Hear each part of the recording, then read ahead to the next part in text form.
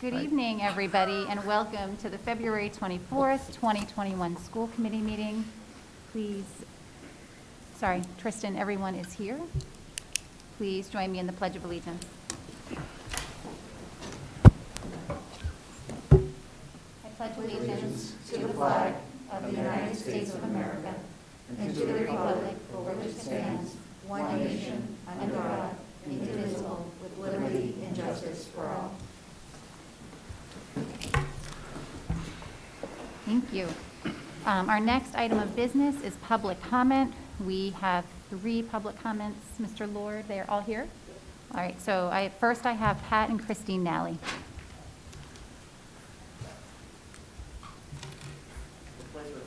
Oh, okay, that's all right. We're happy to see you. Please state your name and address. Pat Nally, 3 Pine View Road. I feel like before I kind of complain, I should preface it by I have one daughter in the school system, and I can't say a bad word about any teachers that she has. We got an email today from one of the teachers. She is top-notch, absolutely top-notch. So I come before the board because I think it's important for the board to see a face of a parent at every meeting and know the current situation is not acceptable. In my opinion, the board is here to find ways to make the Wilmington public school system the best it can be. The board is tasked to find ways to get things done and not to find reasons and challenges not to get things done. In the school's mission statement, it starts to educate and develop students academically, socially, and emotionally. We have failed the students academically, socially, and emotionally, period. That failure is on all of us, parents, school committee, teachers. This board owes it to the population to find a way to have our students participate in full day, every day. We have done a disservice to our students. I hope everybody in this room knows that we must do better. The children need a proper education. They need their peers. They need their teachers. The entire community must do better. Look around the world outside of this room. COVID has been with us for a year.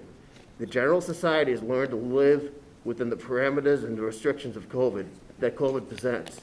And we have continued to live and work through our lives with a glaring exception to school systems. The school system has failed the children.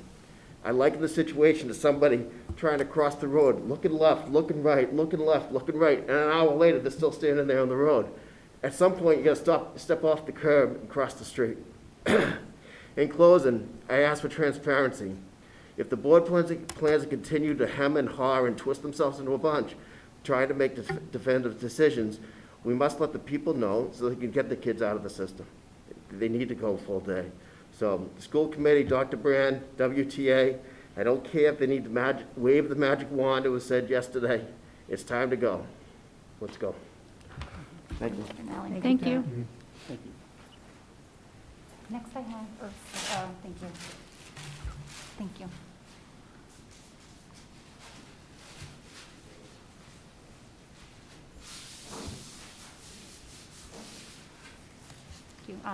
Ursula Tasto.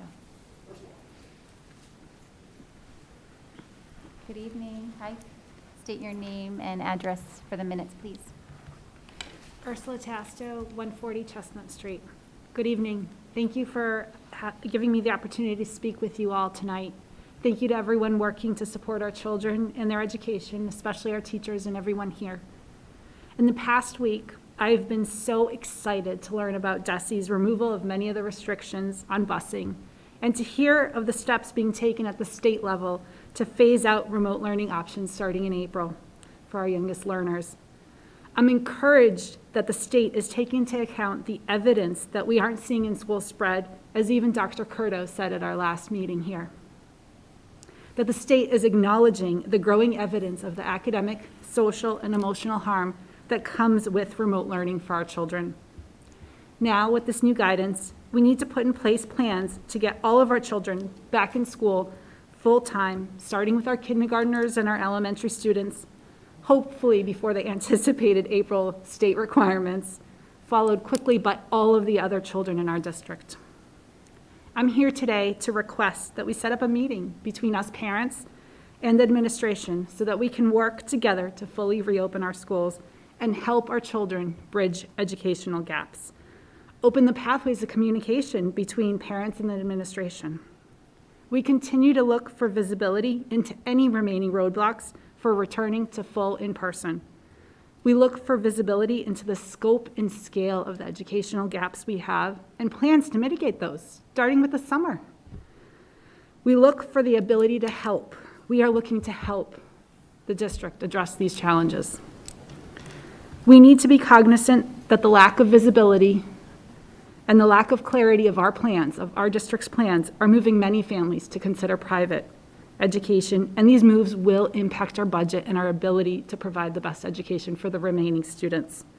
I ask you to please signal very clearly to the community how we plan to not only move forward with reopening fully, but how we plan to address educational gaps and bridge them so that we stop this outflux of families.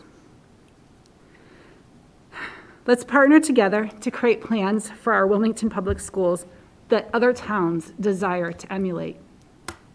Let's leverage the years of experience that you, our educators, have.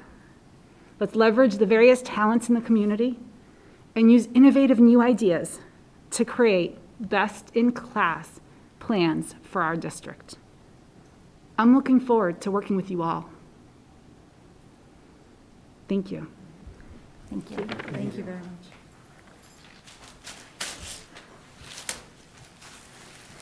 Thank you, Mr. Lord.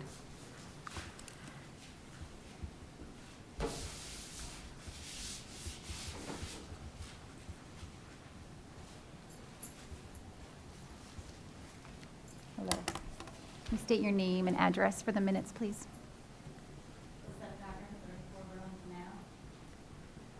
Thank you for allowing me to speak here tonight. I want to start by saying I have always been a Wilmington supporter. I love the Wilmington Public Schools. My children have thrived in this school system, and I am very grateful for everything the teachers have done for my children. But I am here tonight out of sheer frustration, and I'm deeply concerned.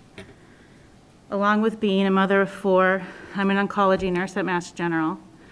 Last March, my oncology job was put on hold when my floor was told we would become a COVID-positive ICU.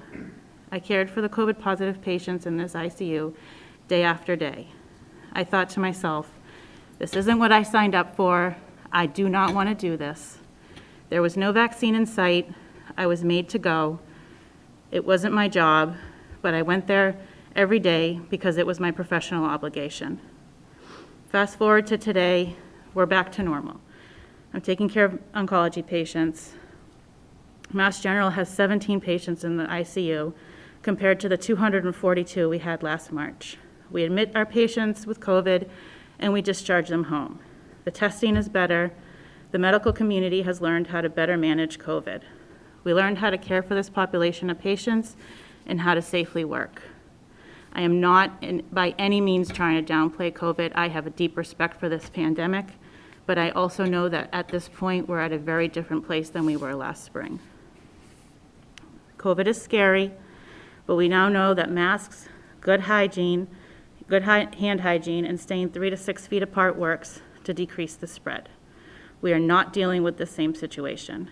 And Dr. Brand, you have told us no COVID case can be traced back to our schools. Last summer, I had the honor of being part of the school reopening committee. I always knew that we had great teachers in this town, but being on this committee really showed me how dedicated and great they are. I watched them work hard all summer to try to figure out how to reopen these schools safely. I recognized the fear in their eyes, and I heard it in their voices, but they still went to the Zoom meetings and worked hard, tirelessly, to try to get their schools open again.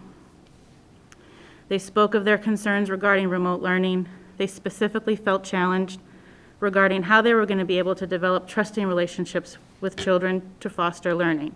How would they engage these children? And most of these teachers were pushing for in-person learning.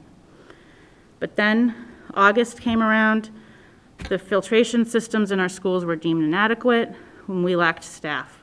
So as hard as we tried, we went remote. It's really mind-blowing that we sit here a year later and we're still discussing this, and it's kind of like a hamster wheel. And now the vaccine. The teachers want the vaccine. I understand why some teachers wouldn't return to work, or why some people in general wouldn't return to work without the vaccine. We lost a lot of nurses, awesome nurses, because of COVID, and they couldn't go back because of their own medical issues. But what I'm really struggling with is just this blanket statement from the teachers union that says we will not return until every single teacher is vaccinated. They said not until we're all vaccinated. I do agree, and I do think it's unjust that teachers have not been included in this phase for vaccination. So I've been thinking about this. We need our teachers back in school. The kids need back in school. I think the majority of parents want their kids back in school, and we need to be creative here. Since our goal is all to foster the optimal environment for learning and to teach, and I do want to acknowledge that I think teachers' jobs have become impossible and way harder with remote learning, and that it's not optimal for anybody. So since our government hasn't said yes to teachers, they may not have cleared them, but they did clear anyone that brings an elderly person to an appointment can have a vaccine. So I've contacted the senior center. I am willing to facilitate pairing up Wilmington's elderly people with Wilmington's teachers, and people go to the mass vaccination sites together. I think this is a win-win. There's probably elderly people in this town that cannot get to a computer, cannot get to a vaccine site, and need help. So I haven't heard back from them. I will email you and let you know what they tell me. Another concern of mine was when we do open the schools, are we going to hire some type of extra mental health workers or social workers?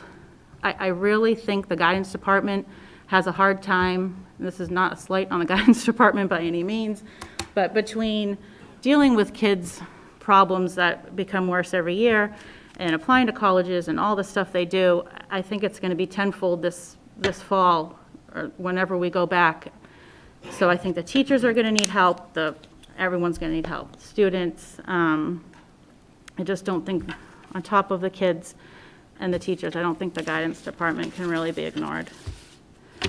We're supposed to give you 3 minutes. Oh, It's sorry, been way okay. over 3 minutes. I'm done, So then if that's you wanna fine. Make a Anyway. closing statement, I'll make a closing statement. I can talk forever. All right, anyway, my last point is I would just ask if you could re-poll teachers just to see where we're at, and then we can work from there. But anyways, okay, thank you. Thank you very much for Thank coming, you. very much. Okay, there are also 2 written comments in your packets that are made public. Okay, we have approval of minutes, February 10th, 2020. Is there a motion? Thank you, Mrs. Byrnes, seconded by Mr. Fennelly. All in favor? That's unanimous. We have the second reading, approval of the school committee protocols. Is there a motion? Mrs. Byrnes, is there a second? Mr. Ragsdale? All in favor? That's unanimous. We have warrants G423, R216, L60, L61, FS37, and FS38. Is there a motion? Mrs. Newhouse, thank you. Seconded by Mr. Samaha. All in favor? That's unanimous. We have payroll ending 2/17/2021. Thank you, Mr. Fennelly. Seconded by Mr. Samaha. All in favor? That's unanimous. We have warrant CB07. Thank you, Mrs. Newhouse. Seconded by Mr. Samaha. All in favor? That is 1 abstention. Right, yeah, thank you. Warrants SPED 21 and SPED 22.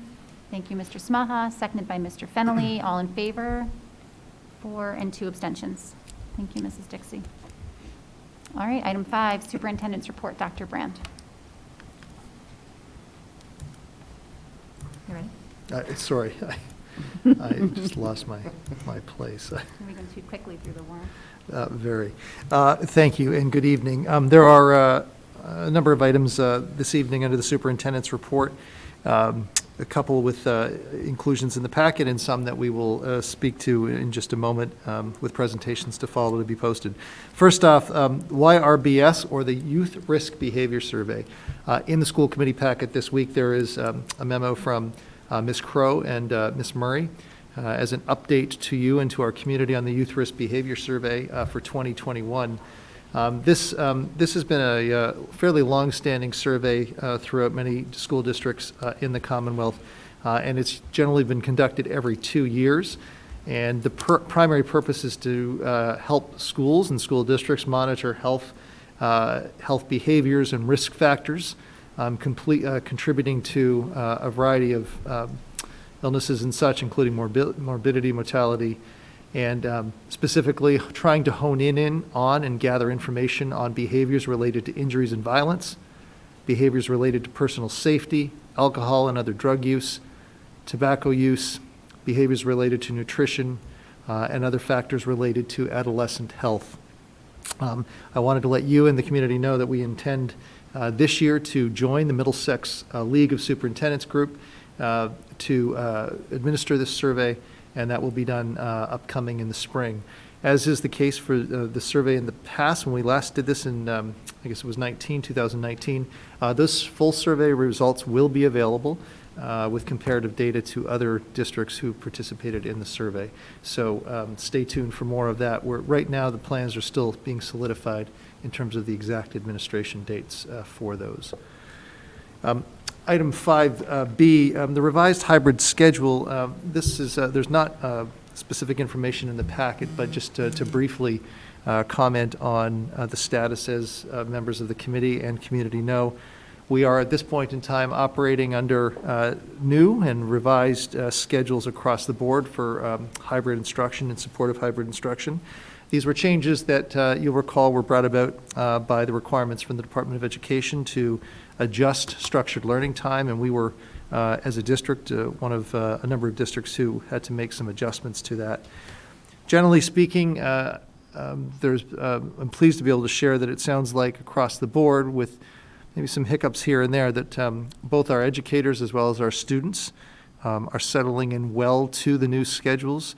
It's fair to say that there may have been some bumps in the early stages of those revised schedules going into place, but by and large, what's being reported and shared is things are generally speaking working quite well across the board. Item 5C, the U.S. Senate Youth Program student selection. So there's not something in the packet, and that was deliberate, but I will include something as a follow-up because we wanted to time the opportunity for the high school to share this information, and really some terrific information. In often bleak news, this is a bright and shining star. I'm pleased to be able to share with the committee and our community that one of our students, Miriam Nelson, was selected as one of only 2 students to represent our state as a delegate to the United States Senate Youth Program. And this year, unfortunately, due to the circumstances, it has to be held online, and it's being held in March, the middle of March. Miriam will also receive a $10,000 college scholarship that will be utilized in accordance with specific requirements and rules of the program. So great news, a great opportunity to congratulate Miriam for all of her fine work, and obviously to represent Wilmington and the Wilmington High School proudly as she moves on. And then lastly, under the superintendent's report, update on the Fine and Performing Arts program. I'm going to turn it over to Ms. Elliot in just a moment, but I know that we have spoke here before about the desire of our committee and as well as our community members to hear more about some of the other activities that are going on throughout the district. You've obviously received a number of informational updates related to sports, and more often than not, those updates were predicated on some action that we needed to perhaps have you take. But it is the case, and I'm pleased to be able to say that despite the fact that we are obviously still making our way through the pandemic and nothing is as normal, there are a number of activities, extracurricular activities, that are taking place throughout our schools. And so thank you to Ms. Elliot, who's worked to try and pull some information together here a quick highlight of some of those. Ms. Elliott? Thank you. Good evening, everyone. So this evening, I have two brief presentations to share with you, and this first presentation, actually, I need to give credit to Tracy Casson, who has organized this with help from lots of other club advisors to put this together. And this slide deck here this evening is actually in every student's Google Classroom. Each grade level has this available, so students can participate in these activities throughout the year. And if there's something, if they haven't signed up for anything and want to join at any point in time during the year, they may. So this deck will go through all the different options that are available at the high school. The first is the Mentor Club. So I won't go into details on each one, but just wanted to give you an idea of what events are happening. So Ms. Casson is the advisor for the Mentor Club. You have information about the class of 22 representatives. There was a talent show that took place. A couple of these things have passed since, but Model UN Debate Club is another opportunity. Mr. Hackett is the advisor. Environmental Club, which we have here, which is Ms. Pietro and Ms. Tran. Art Club, Ms. Cerez. Mock Trial, Mr. Riley. Club WHS, the Community Service Club. Whoops, didn't mean to jump ahead there. Let's see, Ms. Desberg is the advisor for this club. And then you can see the junior class officer information here. The Peace Club is another opportunity. Ms. Desberg and Ms. Tucker. Academic Decathlon. Mr. Riley is the advisor. Asian Heritage Club. And Profane NOAC. Women's Studies Club. Ms. Desberg and Ms. Tucker.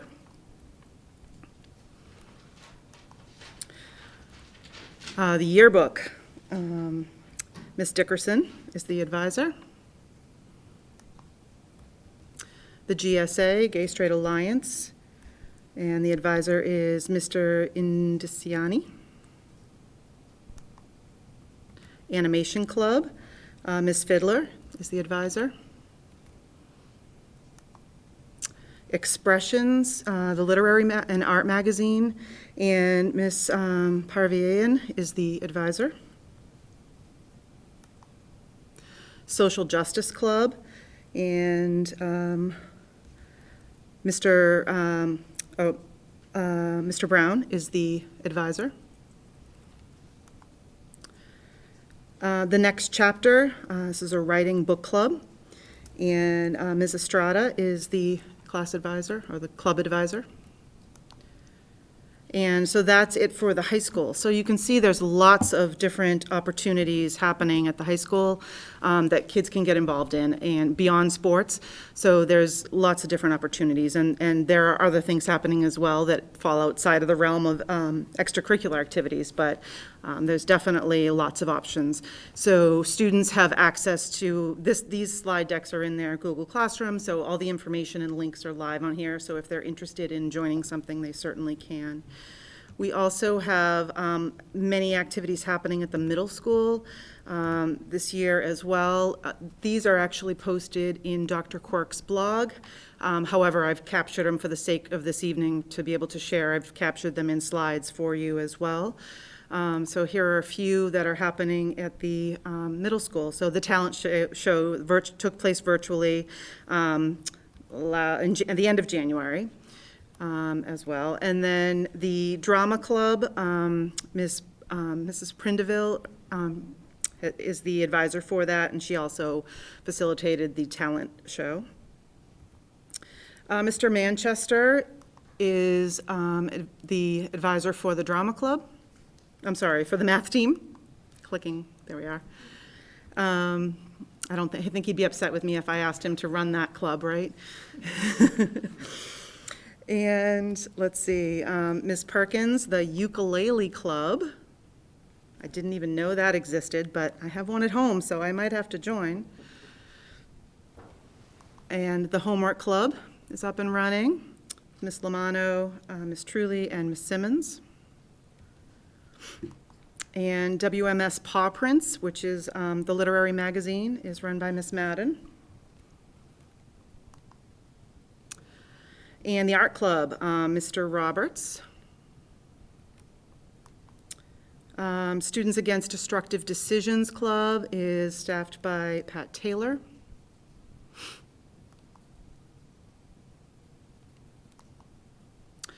The Wilmingtons, Ms. Prindeville, runs the a cappella club.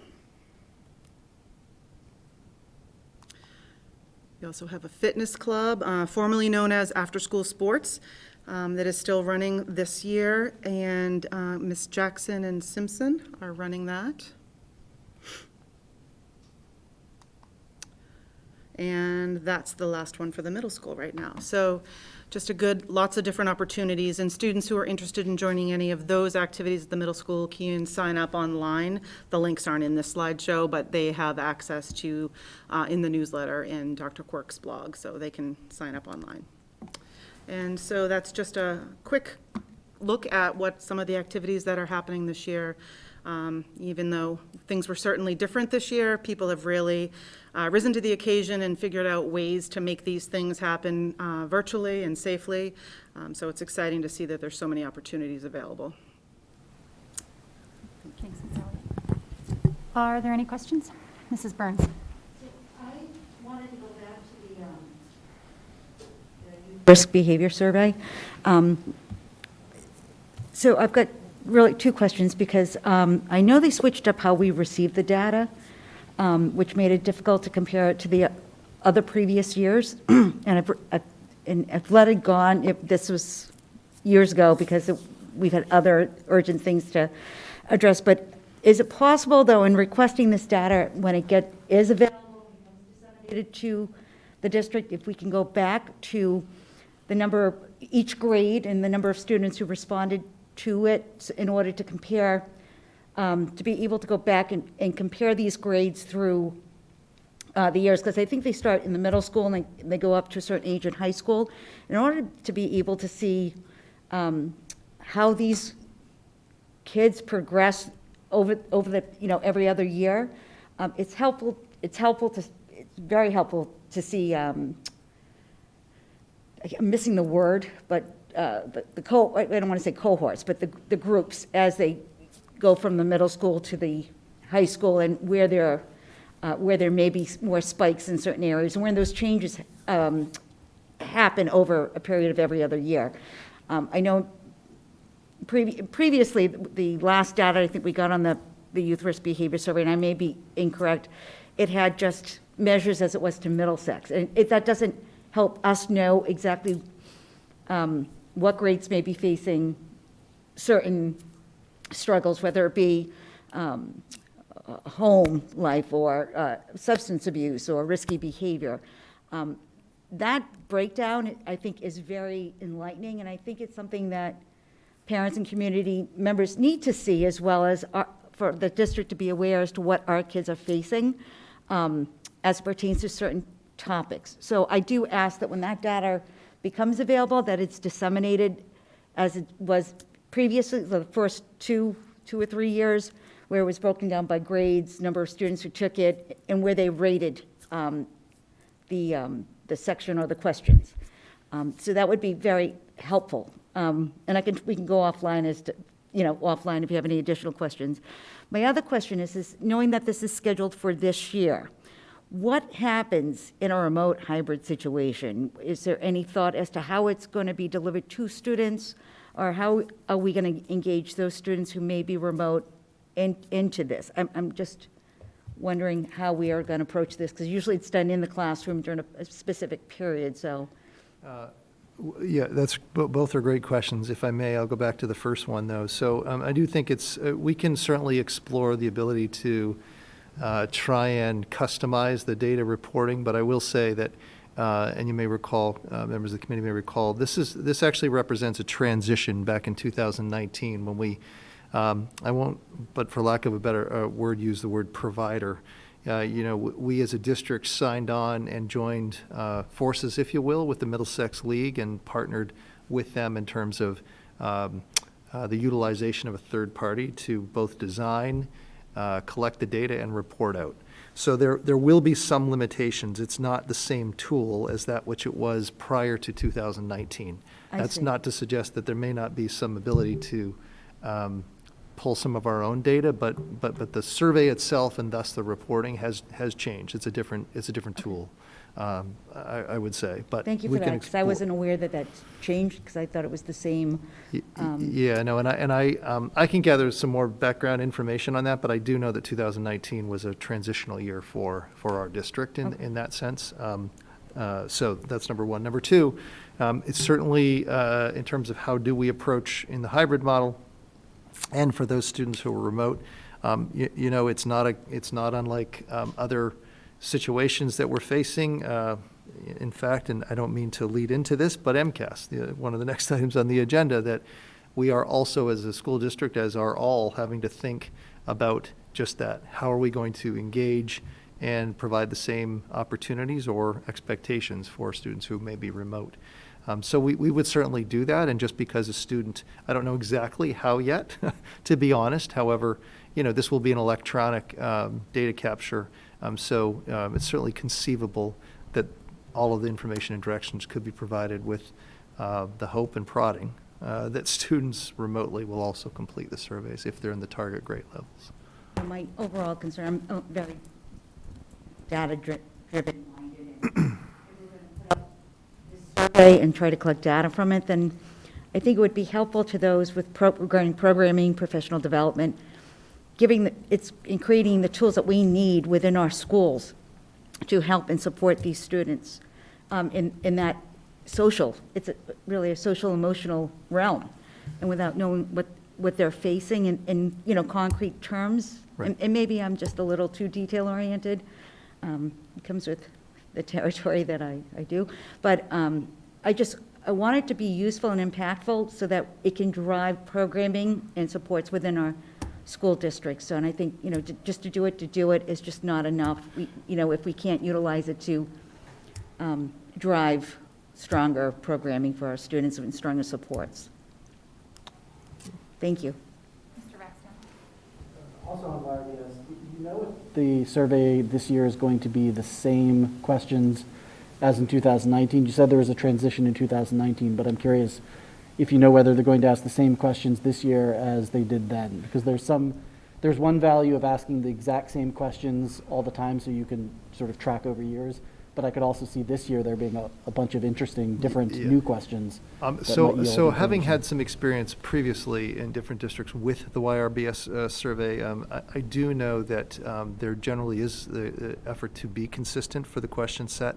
That being said, I also think from year to year there's also usually from past experiences, and I believe this was the case in 2019, although we were new to the partnership, to add a subset of questions that may have been determined for whatever reason to be more timely. So I can confirm that, but I think that likely will be the intent, and that's part of the appeal, I think, about the Youth Risk Behavior Survey is the consistency of questions over time that allows those trends to be discerned and focused on. And if I just may, and I'll say, that this just happens to be the cycle that we're in, the 2-year cycle, but of course, no more of an important time. It's certainly recognized than this year. So we will be watching very carefully this data, certainly. And I was wondering if there's a way, based on perhaps new questions, to capture in the different models of like remote, hybrid versus in-person, like if there are patterns to some of these questions depending on the model that people are in.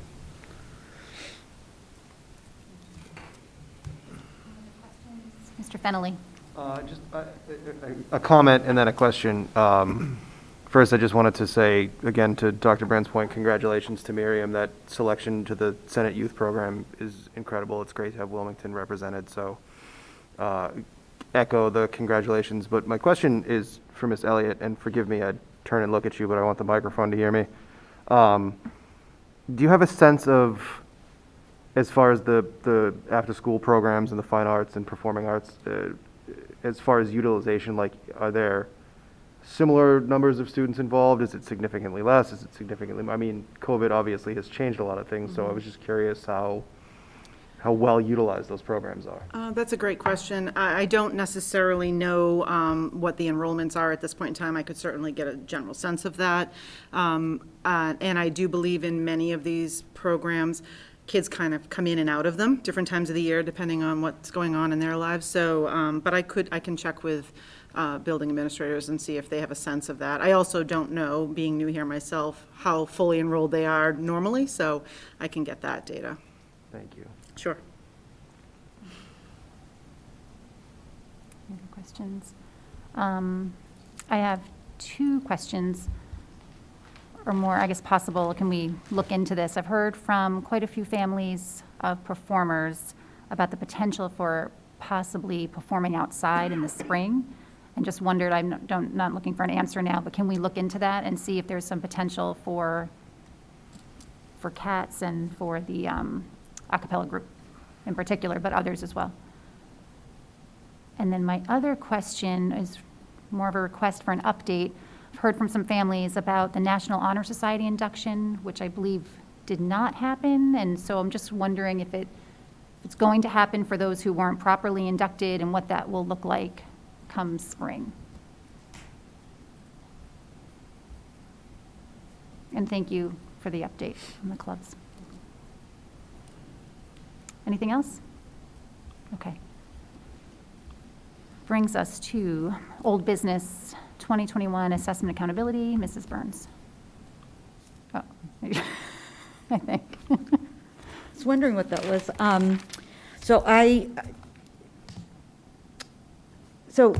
Thank you. I wasn't prepared because I didn't know that it pertained to me. So I'm still waiting to hear back from Glenn Kuchar with regards to how he and I spoke, and we spoke right before a meeting he was to have with the National Association of School Committees Directors. So I was waiting to hear back from him on that. There's been a lot of, and I've shared some of the messages that have gone back and forth on the MASC listserv, because it seems a growing increase that this has actually become a highly popular topic of MCAS and its use this year, and how districts are being held harmless to implement this, in the sake of collecting data. I think, and Dr. Brand has spoken to it, about the amount of time and resources it takes in order to get MCAS running, but for it to be utilized as a diagnostic tool, as I've said before, really doesn't meet the data that we need to collect on our, student loss and our students' emotional and social well-being at this time. I know that the Board of Education did meet yesterday morning, and Tracy Novick did share some oversight about it. The newest topic on the MSA listserv right now is that school committee member in Woburn is starting to collect data. And there is a petition going around for school committees to consider petitioning Commissioner Riley and the Department of Ed and Secondary Ed to withhold, to not do MCAS this year, to bypass this year. I am in full agreement of this personally. I think this is a bigger discussion for us to have, and in light that Glenn Kuchar and I have not connected, I'm not sure what came out of his meeting with the other directors across the country on this. We're hoping to maybe even have division meetings on this topic specifically, but without being able to connect with Glenn, I'm not quite sure which direction. It seems to be several directions going on in the conversation with districts to address this piece. So in saying that, I'm not sure how many my colleagues are on the listserv and who have been reading up on it, but it's kind of taken different directions, but all in the same direction, so to speak. And I didn't know if anybody was following it or had any preliminary comments, but it seems to be picking up steam, especially with the petition from Wilmington School Committee not to, to petition the Commissioner Riley on the MCAS testing this year. I wish I had more information, and it's been fast and furious all around, and I think with the changes that the Department of Ed has recently come down to, I think MASE is really kind of picking things apart on that, and there was a statement, which I don't know if this is the best place to say it, or save it for later, that MASE did release a statement with regards to the opening of schools, and that how it is important to create, have these conversations and get ready to go in person, but to be very careful and not to rush the process before things are in place, because safety above all, along with the mental health, that we all recognize that it is imperative to get our kids back into in-person learning, but there is a safety factor that they're just cautioning districts not to rush into it without having all the facets considered and in place before, merging number of people. But anyway, I open that up for any thoughts and discussion. Mr. Small has a response to MCAS.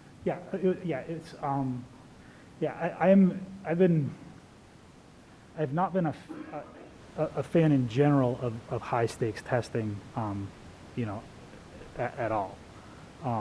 But I think given our circumstances that we are in now, I think that it is the entirely wrong move to make. If we're worried about bringing students back to more in-person learning, and the reason for that is we're concerned about their social emotional well-being, I think that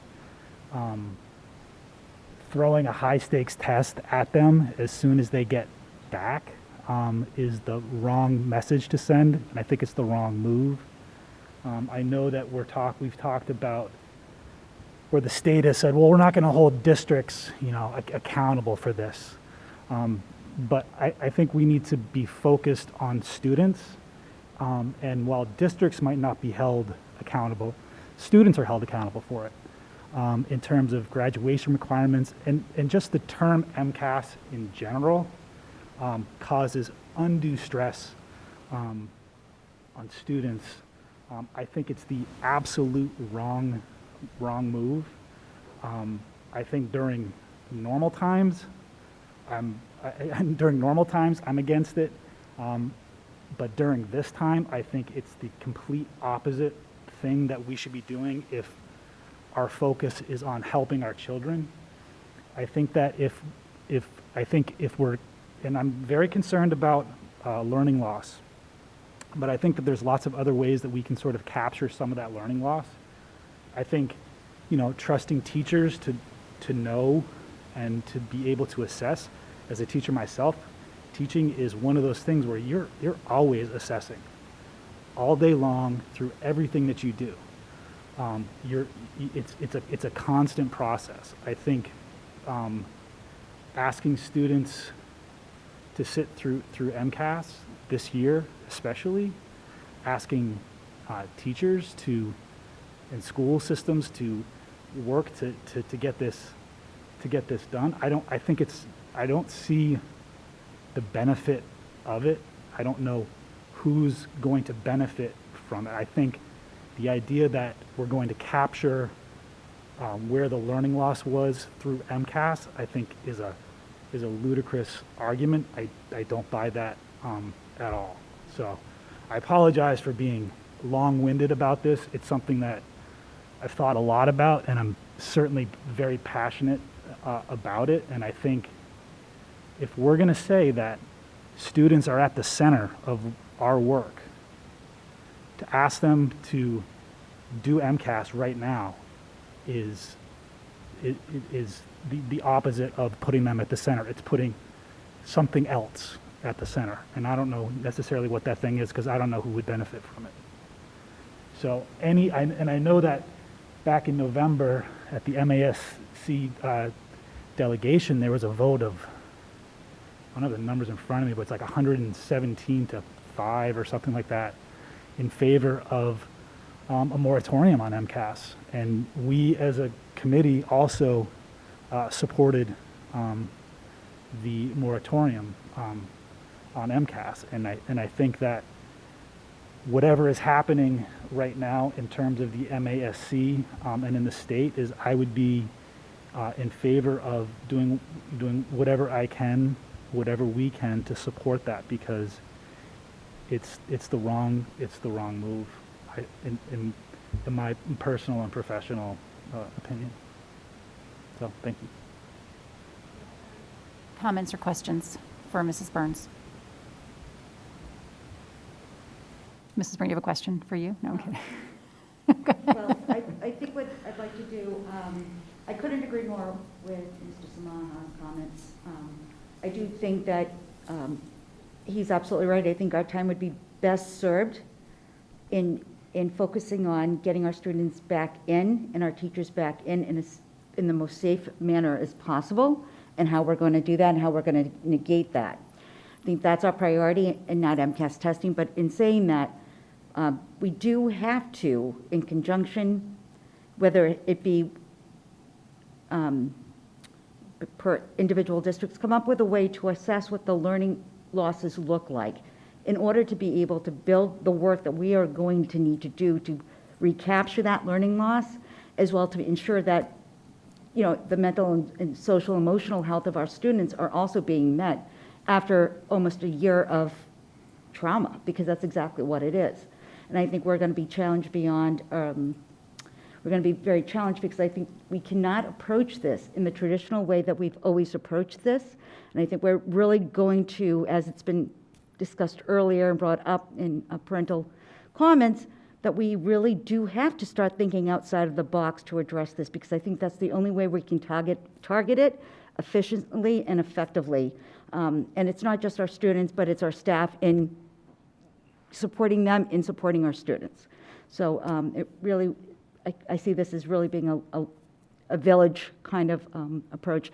But in saying that, if we could consider bringing this up again at our next meeting, I will bring forth that petition, and those, if for discussion, I can share it and you guys can look at it, and we can reopen it as to what avenue and what pathway you want. And maybe by that point, I'll have an opportunity to bend Glenn's Kuchar's ear to find out exactly what the temperature is and where we may be able to lend our voices to the best, to drive whatever point. But I'd like to bring that back if you don't mind. That's fine. We can definitely add that to the next agenda. And if anything, if you learn anything in the meantime, if you could share that with me, and then we could have Dr. Brand share it as an end of the week update for the committee. Absolutely. I'm also in support of not implementing MCAS this year, and I'm very concerned about our remote-only students and how we're going to get them into the building to take a test when they're home. And so I think that there's lots to consider and lots for us that we're going to have to work out. Mr. Fennelly. Yeah, I guess just to sort of add briefly, I was hoping that if, when we bring this back at the next meeting, I don't know if it's even possible, but to get some sense of what the alternatives are to MCAS, right? And I say that because, at least for me personally, as a member of this committee, right, when the resolution came up a couple of months ago, I voted for it. I was in favor of it. I thought it made sense. As I've thought about it over the last couple of months, I thought, okay, well, maybe MCAS makes sense because we want to gauge learning loss, right? And now to hear Jay talk about being a classroom teacher and there are better ways to do it, I guess my concern or my thought is, what are those other ways, and how do we go about, if the MCAS is a state mandated test, how do we sort of push the needle or have that conversation? So just maybe part of the larger conversation for the next meeting. Right, that definitely, that's sort of a different conversation, but I do want to say that it is the U.S. Department of Education that released guidance to states on assessing student learning during the pandemic. So this isn't just Massachusetts, where this is the U.S. Department of Education has told all states that they need to collect this data. So just want to put that out there. It's not just Massachusetts. I'm glad you brought that up. But the other aspect is, and I think this is really impactful, we know that social emotional aspects of our students impact their ability to learn. So to get accurate and fair data, which is one of the driving factors that they're trying to do in order to determine the losses, is a key role. And when I say thinking outside the box, and this is just a preliminary, seeing if it sticks, is that I'm not against taking aspects of learning, if we can roll it in with that social and emotional piece. Now, how do we do that? Well, every district has psychological testing. They can incorporate those areas. Granted, it's usually done on one-on-one, but we do have psychological testing that perhaps it can be revised in a hybrid type of test might, be created. And I think we should challenge the Department of Ed to do something in this format. Granted, it's, but to look at, if we're going to collect data that's going to be based on our future work into capturing this stuff, it really needs to capture both aspects in order to be most efficient, most effective, and to be able to not only support our students in in catch up, for lack of a better term, but in our teachers and how they're going to do that. It's really going to be yeoman's work, and that's just a preliminary thought as to what it could look like in order to capture what we need to drive the work, and not to make this a long-winded topic, because we can bring it back. Yeah, we can definitely return to this, but I'm not against MCAS. It's sort of how the testing is used. It's not the test itself. I think the test is actually quite strong. So I think there's a couple of things going on here. It's, what is the test? Right now, it's a timing thing. If we're trying to get our kids back in to the classroom and really prioritize in-person learning, do we want to spend our time on testing and preparing for that, and the scheduling and what that looks like? It's a lot, and I'm not sure that this is the right time for that. So there's a couple of different things going on here. And then there's this other piece of what else are we assessing, but it's sort of not the test itself, but how the test is sometimes used, that I think there's two things there. The test itself isn't a bad test, right? So it may not include everything we want it to include, but it's what's happening with those results that can be problematic. Mrs. Elliott? Regardless of whether we are required to administer it or not, we will still need to do all kinds of assessment all year long next year, to your point. Actually had a conversation today with our elementary math lead talking about how we'll work this summer to develop a project so that we are creating pre-assessments for every math unit for next year that are aligned to the prerequisite skills that students may have missed this year or did not have the same level of deep understanding this year that they might have other years, that they'll need to be successful in that upcoming unit. And thinking about our curriculum pacing as well, so that if we build time into that schedule prior to an assessment, prior to teaching a new topic in mathematics, we have an idea of where gaps may be, build in time to address those in our pacing. In addition to that, so we've had those types of conversations, and we're having them already, particularly at the elementary level right now, in all content areas. But, and thinking about our reading specialist staff, who many we've had to pull in different directions this year, and really prioritizing that they are working with caseloads of students and supporting instruction in the classroom as well, but also, and we brought it up in the budget conversation earlier, that this is not going to be a short 6-month fix, that we had said we would be bringing forward in the future, and I'm hopeful that there's an opportunity to initiate some of this with grant funding for next year, to start it as a seed money, if you will, to bring in math intervention, math specialists or interventionists that can support our students, because we've never experienced this before, so we're really not sure, how much support are we going to need to get kids back into, I think everybody collectively is behind. So I don't think Wilmington is so much further behind than other districts, but I think that it's going to need to be an all hands on deck next year. I also think that, and partly segue into another topic about the calendar for next year, but you'll see early release time built back into the calendar, which was originally discussed prior to this current school year. And that's going to be critical to be able to give us the time we need to work with staff around looking at that data, and really not just collecting data for the sake of collecting it, but looking at it and thinking about developing that grade span plan of, okay, who are the neediest students in this particular topic, and how are we going to take a hands-joined approach to really provide that backfill of support that those students need to be successful. So those conversations are happening, and we certainly spend a great deal of time looking at MCAS data, but because of the timing of when we get it back, it's not always in the moment, and it's not always as relevant at that moment in time. It's really, I believe, more of a look at trends curriculum-wise. I use MCAS data specifically to look for those trends over time in how are we doing as a system overall. There's certainly value in the information of what each student is doing, but that's one data point. So it's really the ongoing data that we'll be collecting all next year that I think is going to be really critical in how we use it. Excellent, thank you. And that's a perfect segue to our calendar.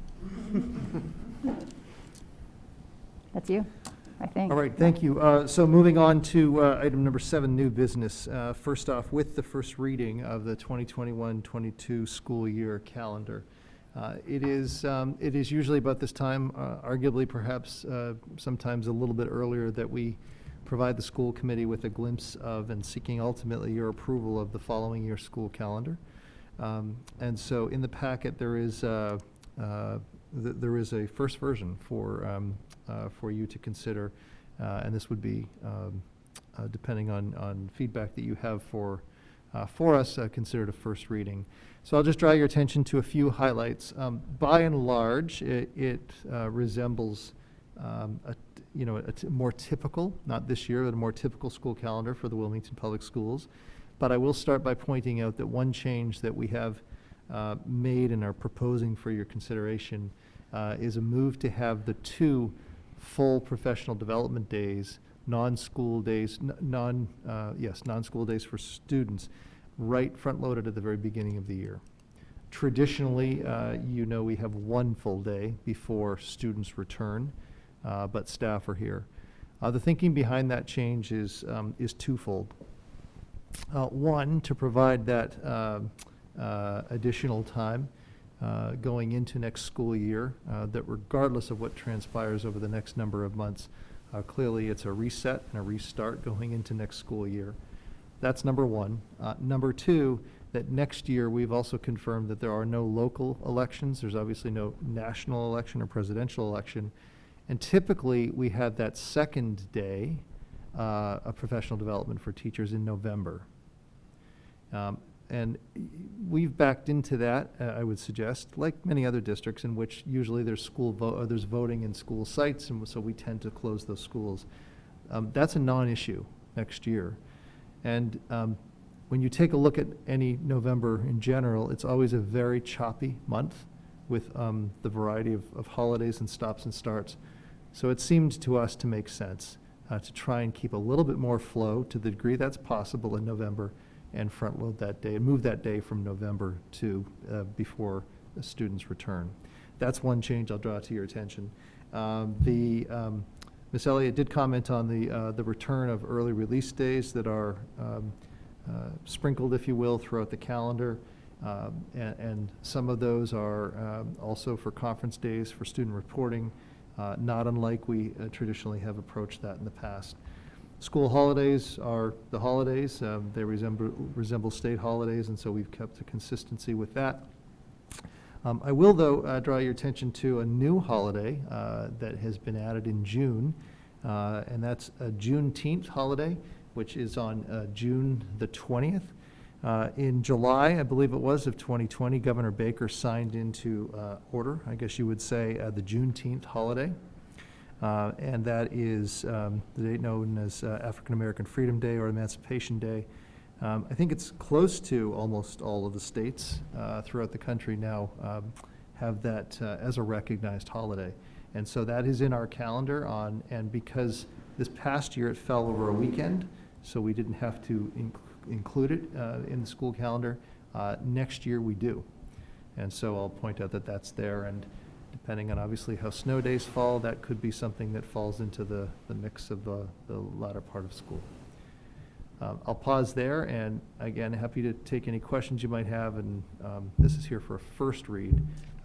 Follow-up would be for second read and approval. Mrs. Byrnes?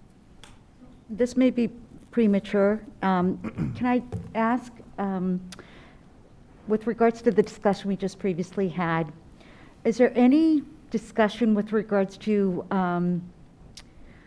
either adding, like doing away with, let's say, February break to try to capture some of the learning losses as a possible solution? I didn't know if there was any maybe preliminary discussion with administrators as to what that could look like within our calendar, and I don't know if that'll be a part of a parental survey or staff survey with regards to that, because I think time is going to probably be part of the enemy in the room, so to speak, to kind of in our work, in our in our future work. But I just didn't know, and I think it can always be revisited too.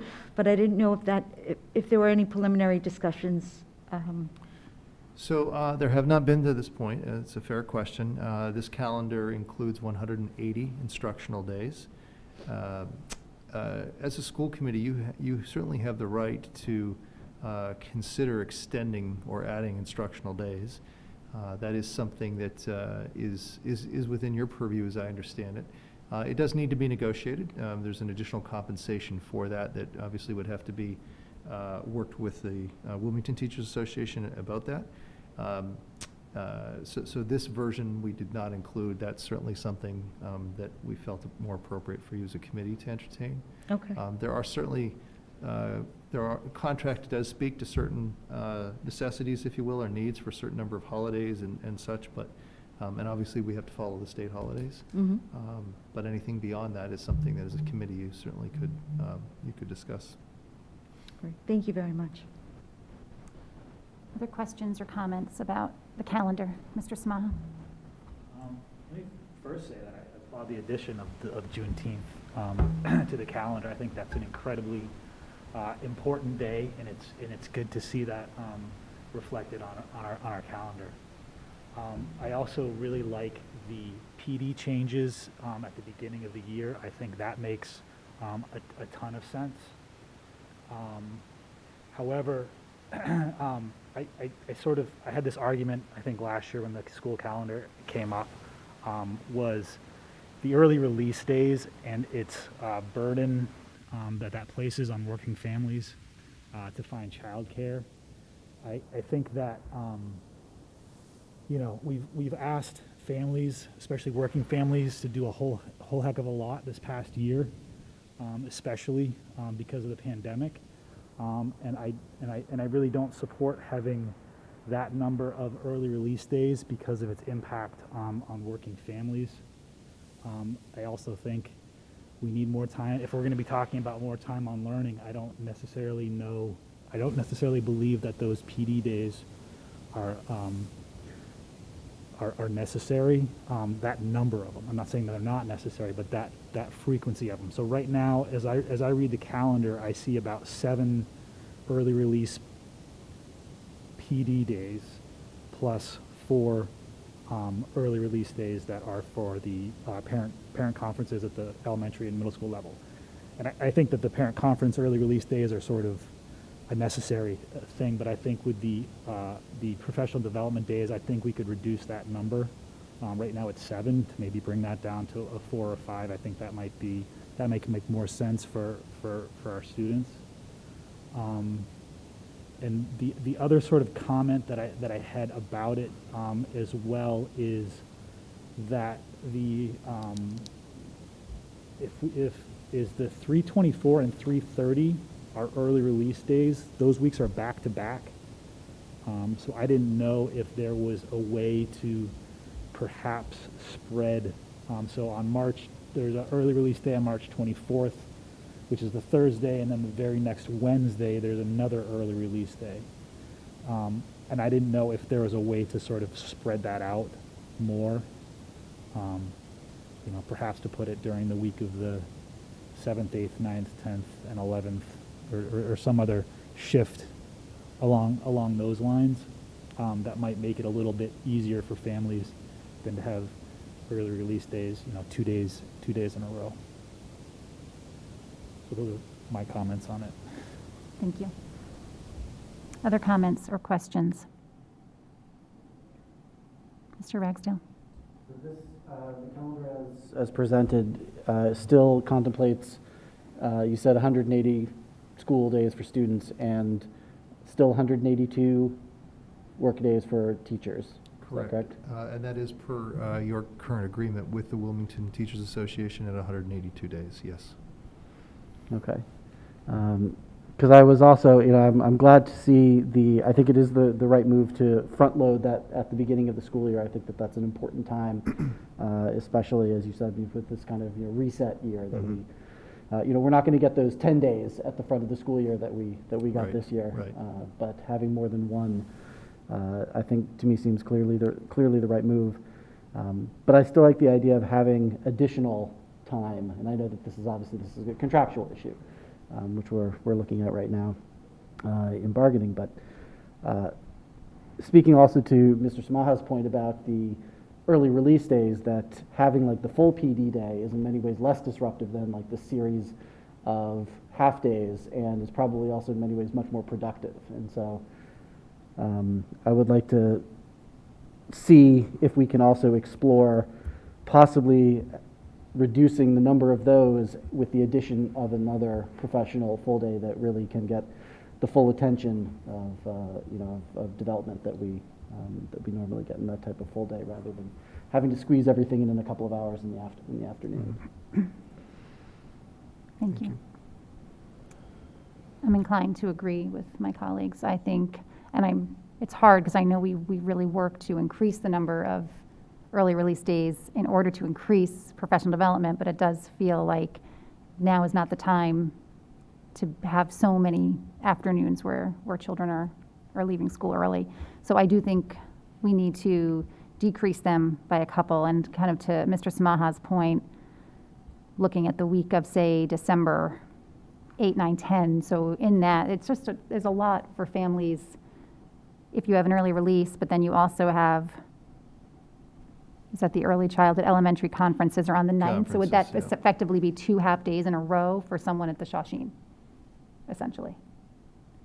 Is that correct? That's how I'm reading it. So it says early childhood elementary. So someone, right, so they would have 2. And so it just seems like we need to maybe rethink some of that, so that it seems like when you're looking at it and it's so far away, it's different. But when you're actually in that week and you're a parent, you're like, what? There's 2 in what's happening? And I think it becomes very, very stressful. And it's such a disjointed week for kids. And if we're focusing on in-person learning, then we need to make sure we're making the best use of that time. So I do think it needs another kind of a couple of more edits. So I would say reducing, being really careful with where we're situating them. And I completely agree with Mr. Ragsdale about including another full PD day. If I may. Sure.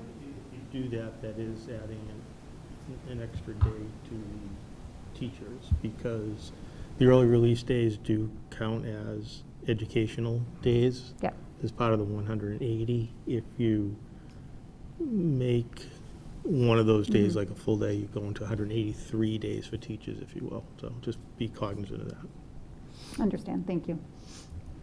Any other comments or questions? Mrs. Elliott? I'd just like to reiterate that when we're talking about early release days for professional development, what might normally be considered professional development in a typical year, I project that this time would be used differently next year. As I spoke before about the ongoing data collection, this to me seems like these days would provide an opportunity for the analysis of that and instructional planning for students to really help remediate learning loss. So not necessarily, these days wouldn't be filled with presentations and those kinds of things, more working meetings with teams of teachers.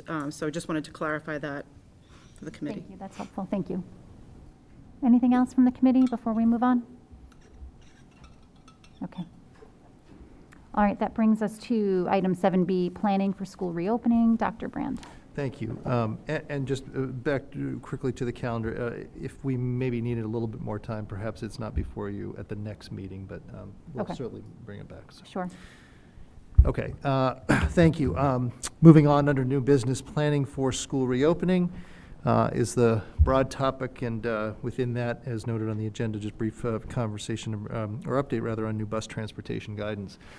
This presentation is not in the school committee packet, but we will post it before the end of the week so that it is available for members of the community. The intention as we led into this agenda towards the end of last week was indeed for me to provide an update to the committee and to the community in terms of, generally speaking, thinking around and initiating the conversation, or continuing, I guess I should say, the conversation around school reopening. Obviously, within the last 24 hours, there have been some developments with the Commissioner of Education at the state level that has really brought into focus this topic. There is nothing really specific at all in this presentation tonight that speaks to, or is able to speak to, which direction the Commissioner and the Board of Education may take us as a school district. But I do certainly want to point that out. In the absence of the announcement yesterday, this presentation would have been before you tonight, and so I'll just make that note. So I think it's important to reiterate, and some of this I know has been mentioned on a number of occasions, but I think, again, it's important to point out as a background or context setting that most districts, including Wilmington, and truly most districts throughout the Commonwealth, have framed their operations this year around the Department of Education, or DESE's guidance that was released in the fall and the summer and the early fall of 2020. And to this point in time, with the exception of which I'll mention in a moment, the transportation guidance, there have been no changes to that original guidance that was released in the summer and in the fall. And that has really shaped our operations as a school district. The guidance, again, to state something that I know the committee here knows well, and many of our community, that guidance absolutely precluded our ability to operate fully in person. And to this point in time, that has not changed. There was, up until more recently, a lack of data, as well as supportive science on school spread as it relates to COVID-19. There was also, I will point out, and certainly something that's very significant for communities such as ours that relies quite heavily on student transportation, a 50% reduction in ridership capacity on student buses. So said another way, the guidance issued by the Department of Education necessitated that we reduce our bus ridership capacity by 50%. We could not have on any single day transported all students who routinely take the bus to school in Wilmington. As well as, third but certainly not least, that commitment, as you know well, and as we talked about in this room many a times, of maintaining as close to as possible of 6 feet physical distance. And obviously the 3 foot versus 6 foot has been a focal point of this conversation throughout this country, throughout probably many, as it relates to how to therefore structure and be able to accommodate students in schools. And ultimately at the end, as you know well at this point, but just to again restate something that we've been operating under, this is why we are in the hybrid model. This is exactly why we're in the hybrid model here in Wilmington, and as is the case throughout the vast majority of school districts in the Commonwealth of Massachusetts. And I know that some people often say that there are many or most districts out there who are not. That is not true, and I think it's important to point that out. The guidance on physical distancing, earlier this month, the Department of Education, earlier in the month of February, did release a revised set of guidelines. And those, in effect, immediately lifted or removed the restrictions on the number of students that our school buses could transport. So back to that 50% reduction, and you may recall at some point seeing a graphic where that meant one student alone on a bus, on a seat, with multiple seat distances between students and so on. That guidance has been revised. And to this point in time, I think that this is important to also point out, that is the only revision in the Department of Education's guidance on school operations in the Commonwealth. Transportation guidance was the first that came out. There has been no other revision to guidance thus far. CDC, Center for Disease Control, they recently released, as I'm sure many know, school reopening guidance. They continue to recommend 6 feet of physical distancing where possible. DESE remains, at this point in time, unchanged and recommends a 6-foot distancing where feasible. Where feasible, a minimum of 3 feet when all other mitigation factors are in place. Again, as mentioned, that's a key piece around the physical distancing in classrooms. And that position of the minimum 3 feet distance, as reminded for districts throughout the Commonwealth, is supported by a number of health agencies, World Health, Mass Chapter of the American Academy of Pediatrics, and the Governor's COVID-19 Advisory Board. That, I went the wrong way, sorry. So this conversation around school reopening has, and for those other communities that are at a similar place, some have started this conversation. I can tell you many have not to this point in time. Obviously, though, with the announcement yesterday from the commissioner, that may suddenly take a different direction. But why any districts are considering reducing the physical distance between students and staff now, I think there's some important points to make here as it comes into possible consideration and focus. Certainly, a growing desire, and one that I share, around a return to in-person learning as quickly as possible. There are a number of factors that I think really give rise to that. And these are only some of them that are captured, I think, on this screen, fair to say. There's no question the growing recognition and understanding around the impact that this situation, the hybrid model of instruction, and the inconsistency in terms of having students in the schoolhouse on a regular basis has led to, in terms of both academic as well as social and emotional impact in the well-being of our students, ours as well as all of those others that are in the same situation.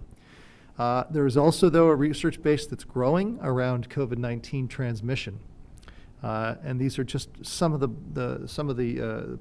bullets that are out there, some of the highlights, rather. I'm sorry.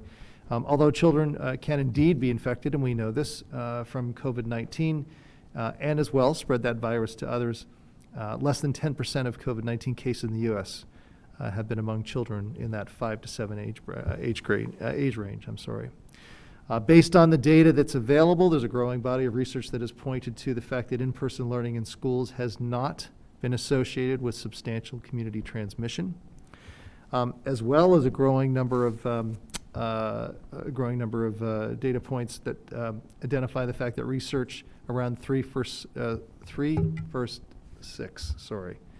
I need to modify that. Hold on for a second. Has not been found to be a key. Hold on just a second. I need to. My apologies.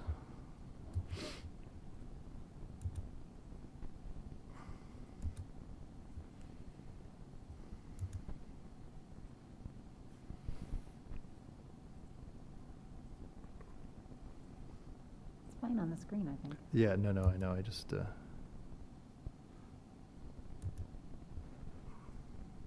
Sorry about that.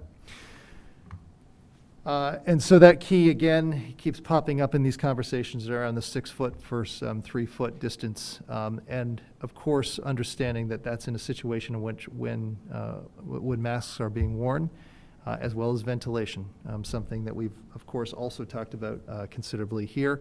And thank you to the support of our facilities department, been able to do a great job in outfitting our classrooms with that enhanced ventilation. There's obviously been a number of things learned through our experiences, as the same in other districts over the past number of months. The rollout of vaccinations, obviously also a very hot topic in terms of their arrival, and as well the opportunity for educators to be soon in line for and eligible to receive those, as well as reduction in total cases and community positivity rates. There certainly has been an awful lot of concern growing, and with great understanding as to why, in terms of the impact on the health and well-being of students. These bullets, the information on this page, comes from our Wilmington Public Schools clinical staff of what they've been reporting and sharing with Ms. Murray, Christine Murray, and Ms. Brown-LeGrand. Although I would probably suggest that these would reflect any other district, undoubtedly. The fact, though, that at the beginning of the year, overall, all things considered, most students, were not necessarily in a bad place, despite the circumstances.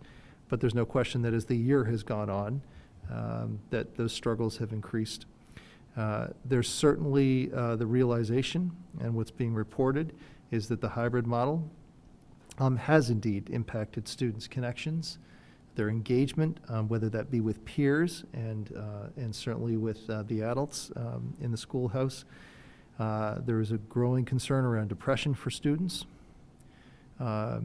There's also a growing indication of school refusal and absenteeism, something that is not uncommon in a normal or typical school year, but certainly with some of the numbers there growing and of concern.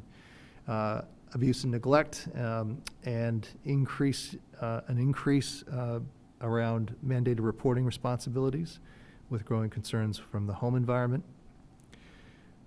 Growing concerns around needs for psychiatric screening, crisis units to be deployed, and hospitalizations, and as well more access necessarily along with referrals to community agencies. So without question, a growing concern around what the toll is and impact on students.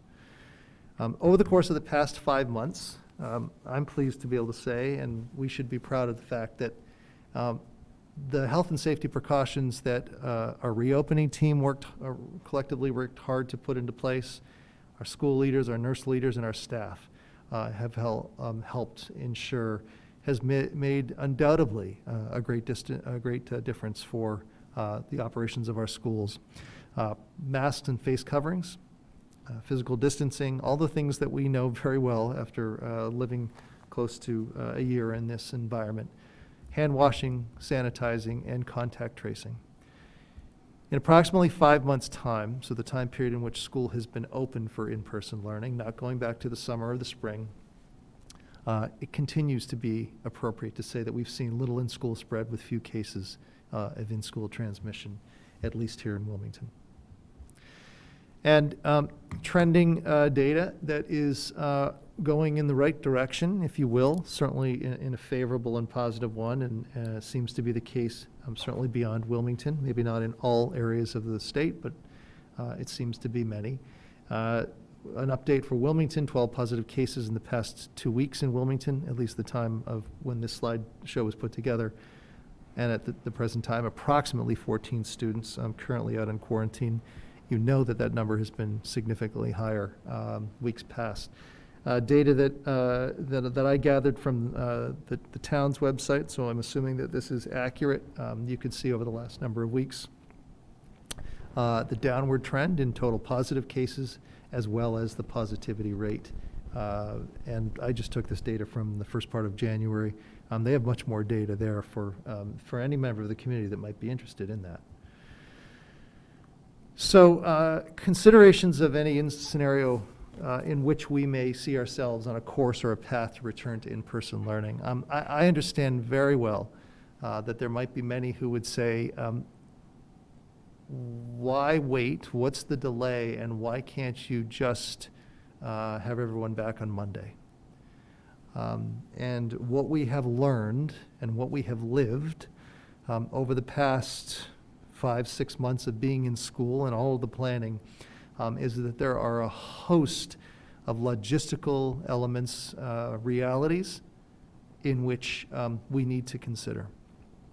And that Because we are having, like other districts, if they're in the same place, again, absent of where the Department of Education, the commissioner may take districts, because we're having this conversation of returning to in-person learning, doesn't mean that anything changes in the schoolhouse in terms of all of the things that we know to be reality right now. When do we have children take mask breaks? The fact that we right now are operating under the guidance that when they do take a mask break or when they do eat lunch, they have to have 6 feet physical distance between them, that they have to wash their hands more, that they have to sanitize, that recess has to look different. All of those things don't change just because we're having this conversation of returning to in-person learning. So there's an awful lot of logistical planning that has to be embarked upon and we have to reconsider. You know, one of the, not to go too far down this path right now, but one of the fundamental things is lunch. Right now, we are operating with half of the number of students in the cafeteria. We cannot bring back everybody and cram them into the cafeteria based upon the guidance that we are operating under, which is when a student is without a mask, they have to be 6 feet distance. So unless that changes, we have to work logistically around those realities. Program adjustments. As you might recall, and as many are aware, the Department of Education issued very strict, if you will, regulatory guidance around such things as music, art, and physical education. Our teachers have been doing a great job working within the hybrid model to accommodate and deliver instruction in that environment. I can tell you that one of the class settings at the high school, and it is an outlier for sure, but in looking through with Miss Elliot earlier this week, our class numbers, we have upwards of, I think it was in 1 or 2 classes, in 80 students in one of our, I think it was one of our performing arts classes. That suddenly becomes a very different reality for the teacher to have to plan for. So we have to return to what program adjustments might need to be, and certainly assessment of personnel needs. There undoubtedly will be more of those. So this is, as it was in the fall, as it was in the summer, not easy. And this is not to make an excuse, but it's to point out the reality in which we have to be thoughtful about as it relates to planning for return to in-person learning. So ultimately, the purpose of tonight's presentation and why this is here is to make a few recommendations to you, because I know well that the interest is high around what does it mean for Wilmington to get on this path towards a return to in-person learning. So here's what I would recommend to you in terms of be our next steps that ultimately you as a committee need to help in the decision-making for outside, again, of what direction the Department of Education may ultimately take districts. I think that it's important for us to gather data. And I think it's important for us, I'd like to suggest, to gather data from our community, our families, but also our staff as part of our educational community to understand their desire and their openness to return to full in-person learning. I think it would, on the one hand, seem quite reasonable to assume that the vast majority of our families who are currently in the hybrid mode of instruction will want their students to return to in-person learning. But we need to check on that. We can't make that assumption because we may find, and if the last number of months is even a slight indication, we may find that there may be some families who are hesitant to have their children return back if we are talking about shrinking the physical distance between students from 6 feet to 4 feet, or whatever it turns out to be that we can feel that we can accommodate. So that data collection, I think, is something that's important, and equally as mentioned from our staff. Building and classroom assessments. We need to return to assessing the physical, literally the physical geography of our classrooms in terms of what this can look like. Again, we are, as you know, at 6 feet distance, which is able to accommodate the hybrid, our hybrid model, or cutting in half, if you will, our total class sizes. But we need to return to this to see what that can look like, knowing that the more distance we can provide between students, the better that our families are going to feel, undoubtedly, about their child, and the better our staff is going to feel. We have started a review of this, thanks to some members of the central office team and some members of the school committee, as we last week started to take a walkthrough of some of our buildings to return to this planning, but that certainly needs to happen. I think it can happen in relatively short order, but it needs to happen so we can understand what that looks like. There undoubtedly will be additional furniture or furnishings that we may need to purchase. I won't get into too many of those details right now, but suffice it to say that I anticipate that we're going to need to purchase furniture or furnishings because of the realities that we're going to have to plan for.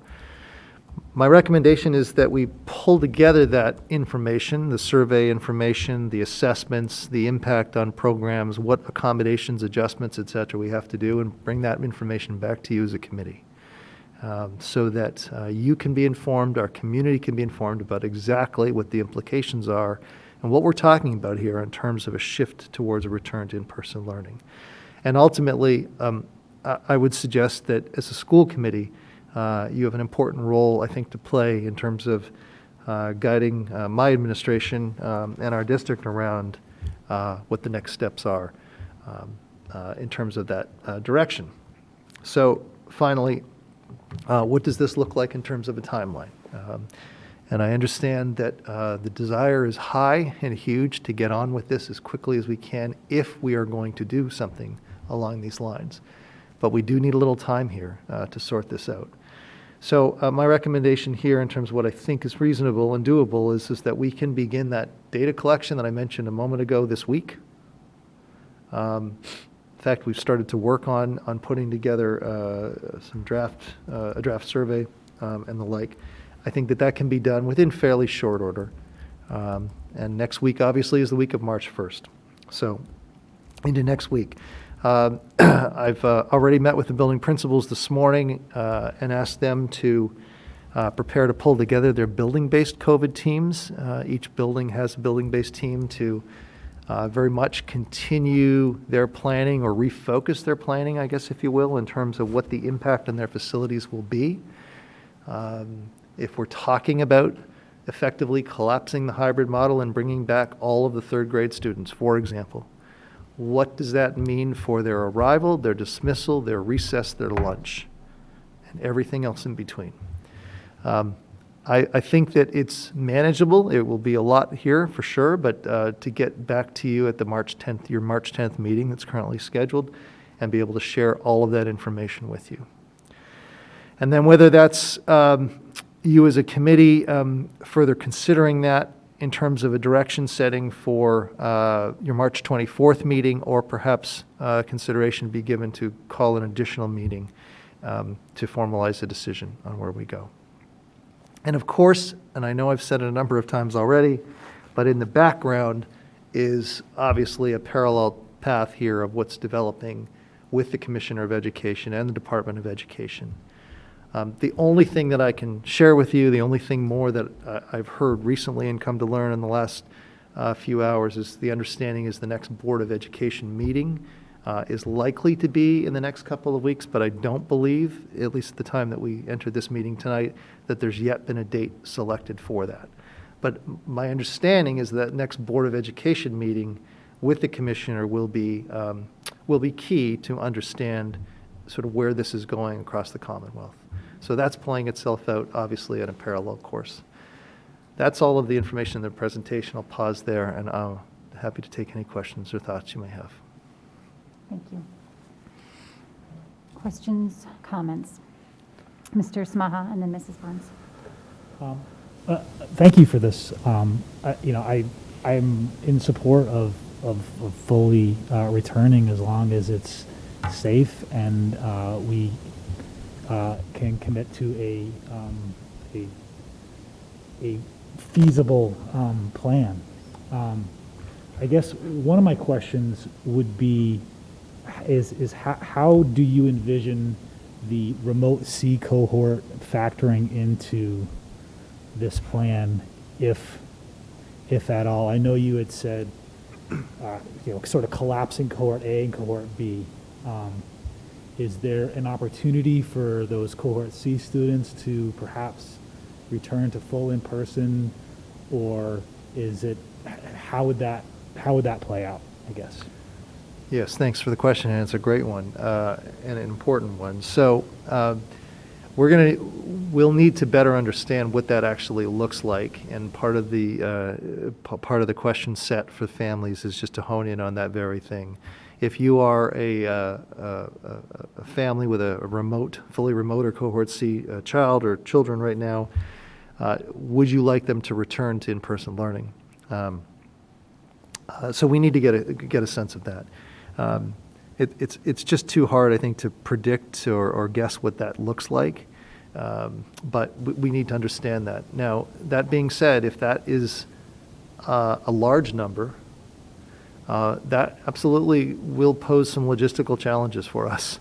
We just were able to structure classes alongside of what we need to for the ratios, and it's not just about the ratios anymore, but it's also about, whatever distance are we going to agree to go to, we're just able to, in many of our classes, fit that number of students in. And so if that tips the scale, I think what you will see, undoubtedly, and maybe that is the case for us, maybe it's not, but depending on how many are opting to come back, it also may require additional staff. We may need to onboard additional staff, which is sort of hard to wrap one's head around, but that'll be a really important data point for us to monitor.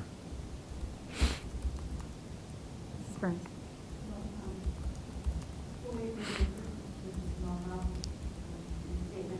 I also had a similar question with cohort C, if we would be offering synchronous learning, synchronous learning in that role for those who can't come back to the district. And I know it's all data driven to determine what that's going to look like. But I do think that there does need to be, the very least, as close to equity as we can get, but I know that we're cart before the horse on that topic. Couple of things I'm hoping to see as the information and data is collected, and as it is brought before the board, is the costs associated, whether they be preliminary, but just starting to get an idea, wrapping our heads around. As data is collected and as you start formulating this plan, the budgetary impacts, we need to consider.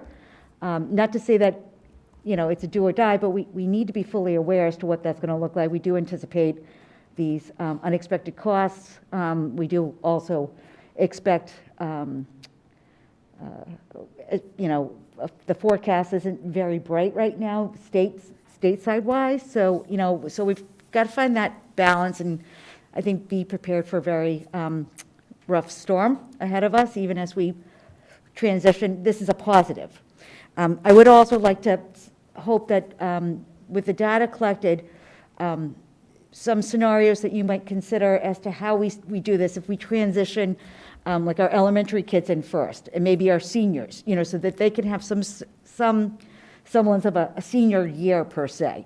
I'd like to see some scenarios that as we roll this out, because I don't know how safe it would be to just open up every single school to in-person learning day one without carefully and thoughtfully, methodically bringing students in some capacity. I know a lot of discussion has been with transitions, getting the elementary grades in first. And I know a lot of districts, even the hybrid model, have opted, like the larger districts have, their elementary schools have been full in person, but they've utilized the high school where the high school students are all remote in order to meet their needs. So I know it looks and can look differently from district to district with regards to what they have access to building-wise and staffing-wise and, different districts. So those are just some of the points, and I think with lunches, especially in the high school, I'm a little concerned with regards to the elementary levels. As you were talking about the number of students coming in and how do you space lunches out, I think we do need to utilize space. I think we do need to take into consideration allergies. Maybe we can, form those groups so that they're social pods and not social outcasts, I guess, for lack of a better term of some sort. So almost like a mini lunch bunch, but in order to make sure everyone is safe during that period of time. I am, and I don't want to be misunderstood or misinterpreted, and seeing that based on the data, as you pointed out in this presentation, based on data available, in-person learning has not been associated with in-school spread. At this juncture, I don't know of any, I'm not aware of any public school who has been full in person. I do know for those districts I just discussed, there has been higher rates, but we're talking about urban districts with similar community spread. I think all the data and everything that we have right now is pointing in the direction we need it to see to really start driving this. But in-school spread, when we've been hybrid and we've been in cohorts, the numbers have been significantly low. They've been significantly more monitored because of there's less students to monitor. So it's been more controlled. And I think that's where my concern is, that we all know what we need to do. And I think that's a big responsibility as we move towards this. It's been low because we have been working in cohorts. We have been working remote. We've been doing hybrid. And, I just want to make sure that we can consistently follow through the protocols that we've always done in order to maintain this. Because if we can't maintain in person, then we have no other choice than to go backwards. And I don't want to see that because it's not beneficial for our students especially, but it's not beneficial for our staff either. Any transition done, as we know, is impactful to the learning process. And since we're already behind the 8 ball, I'd hate to see something that we could have control over fail simply because we think we're in a state of normalcy when we really aren't. We're just in it's a different state of normalcy, I guess, So I just wanted to point that out as all. Thank you. Thank you. Other comments or questions? Mr. Smaha? I had a question sort of about, and you might not know the answer to this, but of the change in the busing regulations. So there's that is one of my concerns too. There's no distancing on buses now? That's right. At all? None. That is a concern of mine, considering that some kids are riding the bus for more than 15 minutes. So I just wanted to sort of bring that up and to sort of just clarify that that's I think a deep concern that some families might have on that busing. Mr. Rexton? There's no absolute limit on the number of students on a bus, but they haven't just lifted all of the requirements for transportation. So masks are still required, windows are still required to be open for circulation. They still want kids spaced out to the maximum degree possible, sanitizer. So it's not just a free-for-all, like, oh, now everyone's just back on the bus, messing around with each other. It's only that limit on the number of people that you can place based on the distance that has been. Which, just to add though, can include, and it will, that students now can sit on the same bench. So those things that Mr. Ragsdale mentioned indeed are in the case, but as is necessary, students can sit, and whether that bus ride is 20 minutes or 10 minutes or 25 minutes, I don't know exactly what our longest is. That's certainly the reality. So. Mrs. Byrnes? To tag to you on that, there was also in that decision, in that guidance, that consideration for parents who may want to drop their students off, carpooling in cohorts was also suggested as well to keep numbers lower per se on the buses. I'm not saying it verbatim, but there are other aspects that for parents and school districts to consider in the transportation piece of that to kind of support safety in that role. And we may have to look at, and I don't know if this is something considered that, I know that we have per certain age groups, elementary school, about the distance of pickup within the school area. I think the high school is 1.5 miles or something to that effect. I know that we haven't really followed that, but I don't know if that's something that we may need to revisit as a part of this discussion moving forth in that realm of transportation, so. Other questions, Mr. Ragsdale? I want to say first to thank Dr. Brand for this presentation and for the groundwork that leads into it, because this is certainly something that has been happening for over the last several weeks at minimum, and longer before that, for a lot of the thinking behind this in order to move us to return in person. I'm optimistic about this, and I do take absolutely some of the concerns that Ms. Byrnes raised, especially about making sure that once we're in, that we stay in, and that we can make this work, that this is something that we need to be thoughtful about and careful about. But given that we have more access to outdoor space as the temperature is warm, we come out of the winter surge in cases, for all the reasons that you laid out in your slides as far as vaccinations and community numbers rolling down. And the new data we have, I think that it looks very promising that we can make this happen. I hope that we are open to flexible scenarios. The most common one, and this has again been mentioned in lots of these types of discussions, is that different grade levels or different schools even can come in earlier than others perhaps. I think that that's a way that we should be trying to think flexibly so that everything doesn't necessarily get held up by our hardest problems, that our more solvable problems, we solve them and we move forward on that and then move as necessary and as we can to solve the next problem. During the walkthrough that you mentioned earlier, where several of us were able to walk through several of the schools and look at how the rooms have been set up. In some of the cases, we couldn't get to exactly 6 feet, but we were closer to that than I really thought it was going to be. It's not, in many, many cases, it's not going to be suddenly just like, oh, now we're just 3 feet apart, just kids squished together like sardines. But there's still, I think, a very respectable distance. And given the data on the proportional differences between 6 feet and other reductions of that when students are wearing masks and using other mitigation strategies in relatively low-risk environments, I think it's a good thing that we should move forward with, and I think the steps that you've outlined to take us to the next stage here are exactly what we should be doing. Thank you. Thank you.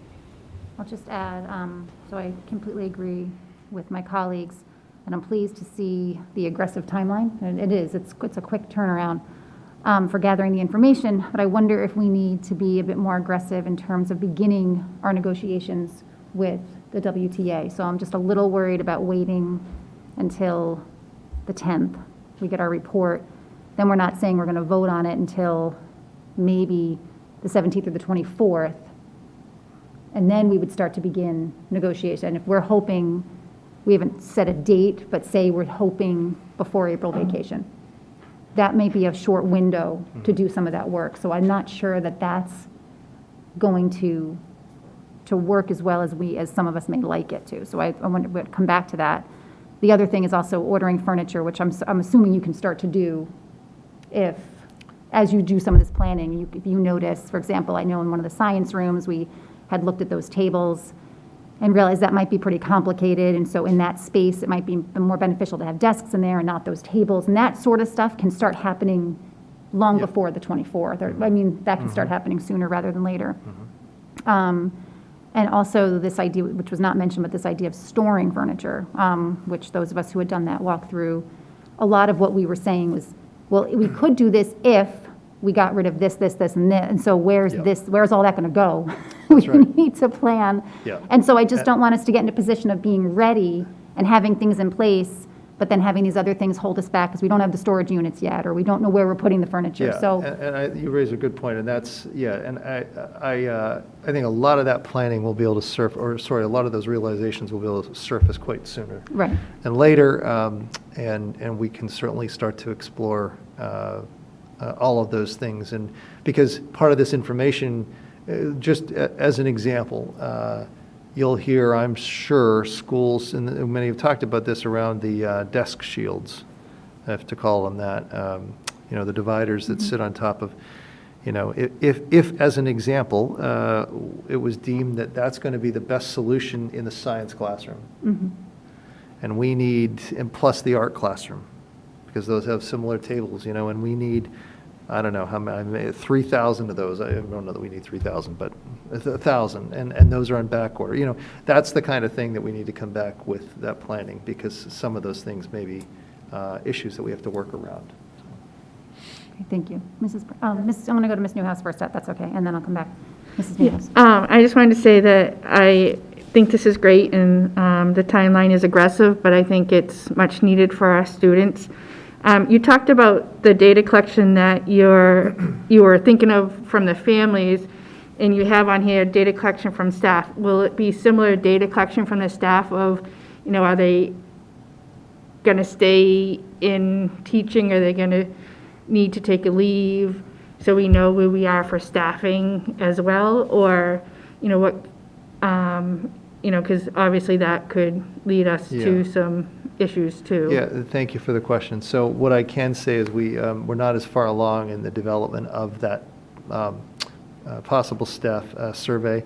I actually did meet with the president of the WTA this afternoon and one of her colleagues, and so I have actually raised this with her already about a collaboration on what perhaps might make the most sense to try and yield from a staff outreach.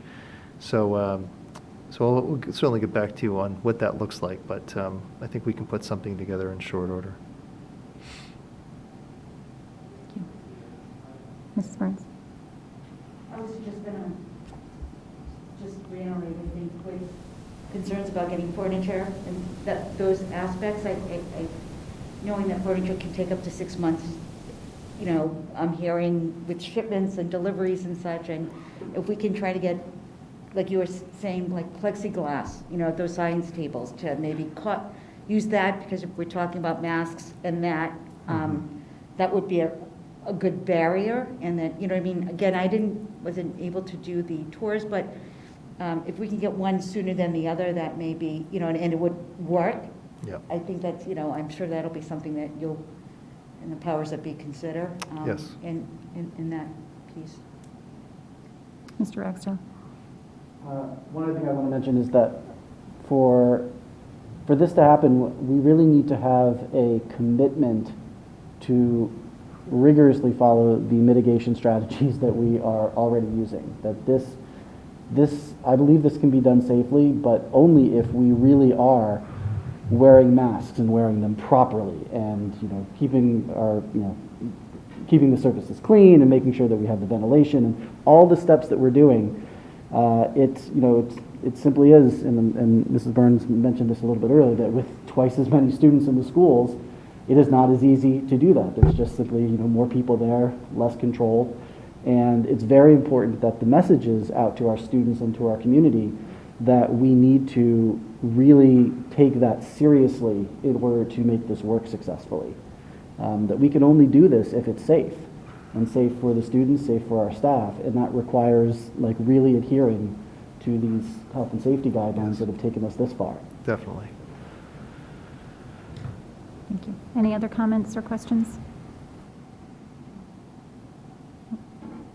And so coming back to my question about, in terms of beginning our negotiations, what do we need to do in order to move forward now? Well, I think certainly you as a committee could make that decision to, I suppose at any point in time, reach out formally to the WTA to engage them in negotiations. There's no reason to again, not knowing exactly what is going to develop at the state level with the commissioner, but there is no reason for us, based upon this last year, to believe that there will, anything will change in terms of the need for you as an individual committee to bargain some aspects of this or negotiate some aspects of this with the WTA. So I think that it's fair to say that you could, initiate that outreach formally at any point in time and start those negotiations. I mean, and obviously, we would need, there's nothing, we don't have anything to do yet, because we don't have the information we need, but I guess what I'm saying is I don't want to be held up by the timeline of school committee meetings. So if we could sort of have a consensus or maybe a motion that when we have the information we need, am I able to formally start that process without having to come back to this room? I guess that's what I'm asking all of you. Mrs. Newhouse and then Mrs. Byrnes. I mean, I think it would be helpful to sit down with the MOA and figure out exactly what points we think may need to be renegotiated, if any. And,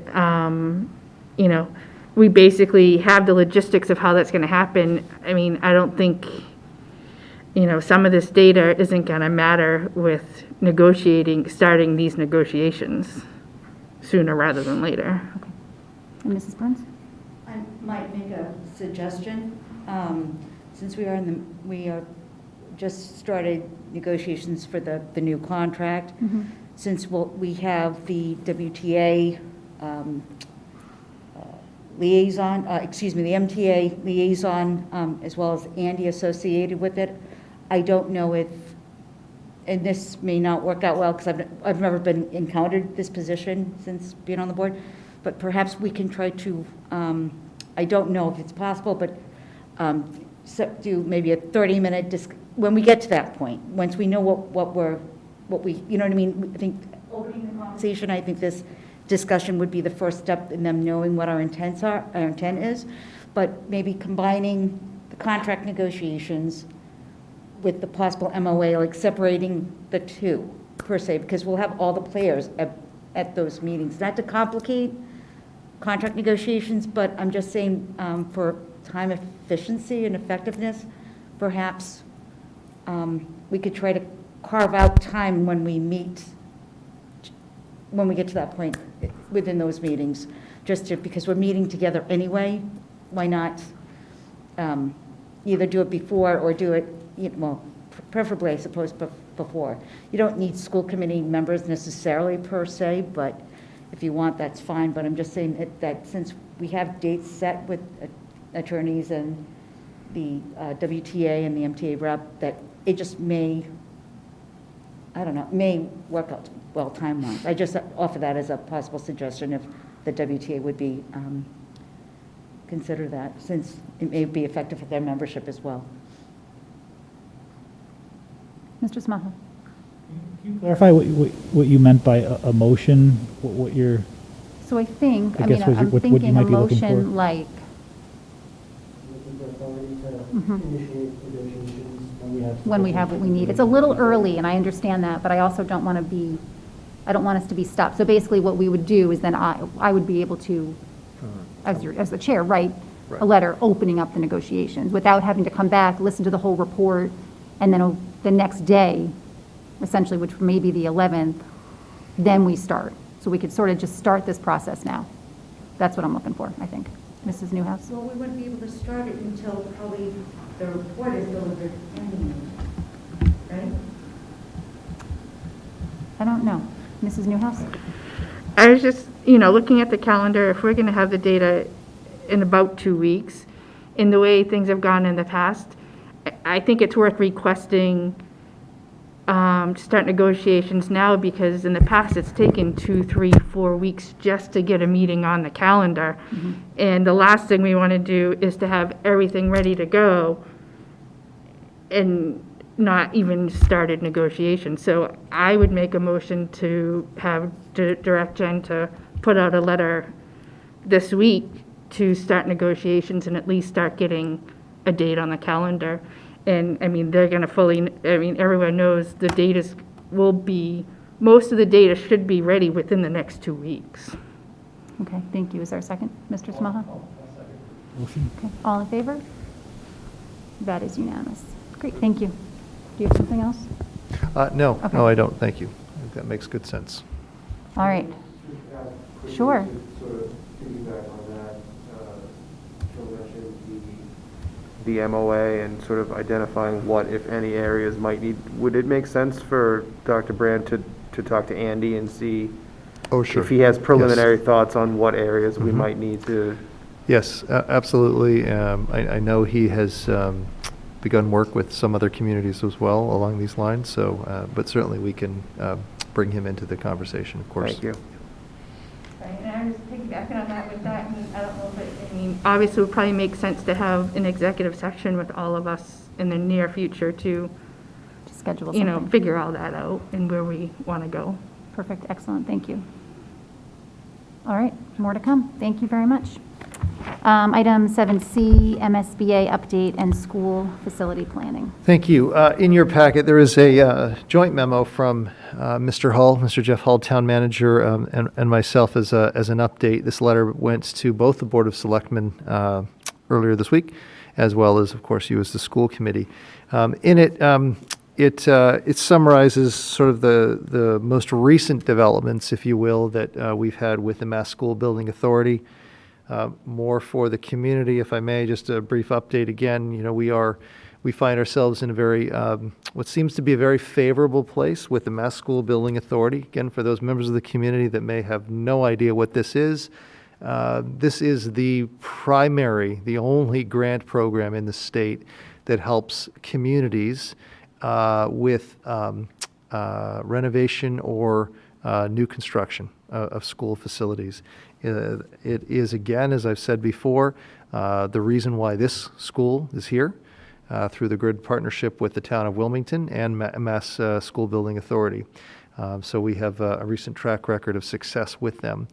We submitted 6 statement of interests, as they're called, which again basically is an expression to the MSBA that we have some aged facilities, the 6 elementary schools in the district, and we would welcome the opportunity to be invited into their program. And it is an invitation. It's a very selective program. The good news for Wilmington at this point, while there have been no final decisions on this point, we understand that there was somewhere around 70 districts, communities, applications in, and we are right now actively being considered, it sounds like, as part of a small group of approximately 30 or thereabouts. So things look relatively favorable for us. It comes down to the recognition of need or the identification of need for the actual invitation to be extended. What Mr. Hull and I learned in our conversation is that the one area that the Mass School Building Authority really wants a little bit of a deeper understanding of from our community is exactly what options from a school configuration standpoint we would really be interested in, and similarly, what school building options or consolidation options would we as a community absolutely not be interested in. And so, to make a rather long story short, what we are going to try and do in a very, very small window of time, as in the month of March, is to try and deliver this update and to deliver the information that was gleaned from, or put together rather, from the master plan, right? The facilities master plan study that was completed in 2018 in the town of Wilmington as a very fundamental starting point to try and gather gather a sense of our community members in terms of that answer to those questions that I just posed a few moments ago. So our intention, our plan, Mr. Hull and my plan, is to pull together a presentation that will try and tell this story, why this is important for our community, why this would be an incredibly important opportunity for us. We are going to present this information 3 times to the Finance Committee on March the 4th, to the Selectmen on March the 8th, and then here for you as a committee on March the 10th, also realizing that all of those meetings are recorded and made available to the wider public. This is not shaping up to be a formal vote, if you will, or an asking of the residents to go to the polls, but it's really trying to just gather a dipsticking, if you will, whatever metaphor you might want to use in terms of where the sense of the community is at. And the reason for this ultimately is because the Mass School Building Authority, they want to be successful in these partnerships. And if they're going to invite a community in, they really want it to succeed. And in as much as it's possible, they would like to have a sense that the community knows where it is that they want to go. We have some decisions, we have some options before us because we have so many elementary schools that are in physical need. So we're going to try and pull together this story in a way that's accessible for even those that haven't been following all this. But I'll just reiterate one more time, this is a really important opportunity for this community. We have great need at our elementary schools. It's far beyond the Wildwood. And if we can find ourselves a way into this program, this will be an important first step for this community. So I know this is coming in the middle of a pandemic. I know it's coming in the middle of talking about school reopening. But unfortunately, we don't set this calendar. The MSBA does. And so we're gonna give it our best shot. So. Thank you. Okay. Right, it's been a very busy few weeks. Mrs. Byrnes. Can you please remind me, because I can't seem to recall, I know that the FY22 budget, I believe, was it this year's budget that we were going to do a more in-depth feasibility study? Does that come after we're invited, God willing that we are, knock on wood? Or is that something that was supposed to be done as a part of this SOI process? That was, I believe you're referring to the capital item that we had, and that was supported through town meeting. And that was to help explore viable options or interim options for the Wildwood School with the concern that, that building is holding on, if you will. So that has not moved forward yet. That is not, I don't believe, has not been pushed out yet from the town. There is money in the capital budget for the school to do what Superintendent Brand mentioned. We didn't, initially we had more money in there. Part of it was to do a feasibility study or start the process of looking at the configuration of the schools. When we talked with the MSBA earlier on, before town election, it was determined that we'd probably have to spend that money again. So we took that out of the capital budget. So what's left there is some funds to look at potential options for the Wildwood. But I don't believe the town manager has done an RFP yet. So there was not enough money to look at all of our schools, because I know That's right. part of Correct. this, because part of the mission in this discussion is, has always been since 2014, I think, when they initially hired the original person to assess the town buildings, is that when we were looking at the schools to come up with how we can minimize transition, Right. as we know, because that is impactful to student learning, and just disruptive in many ways. As I think specifically we were looking at how the third graders, the transition between Woburn Street third graders transition to north, there's sort of like a dip in, I don't know if it was MCAS or whatever the assessment was, but we were looking at that. I think that in itself is something that we shouldn't forego on per se. And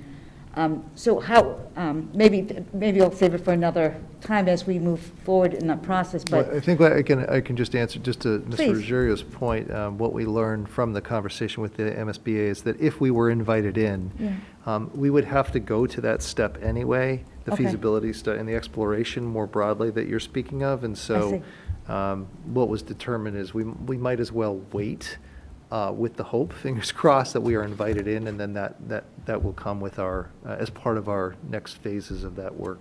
Oh, perfect. If you will. Okay. So. Thank you so much. Sorry. Thank you. No, it's okay.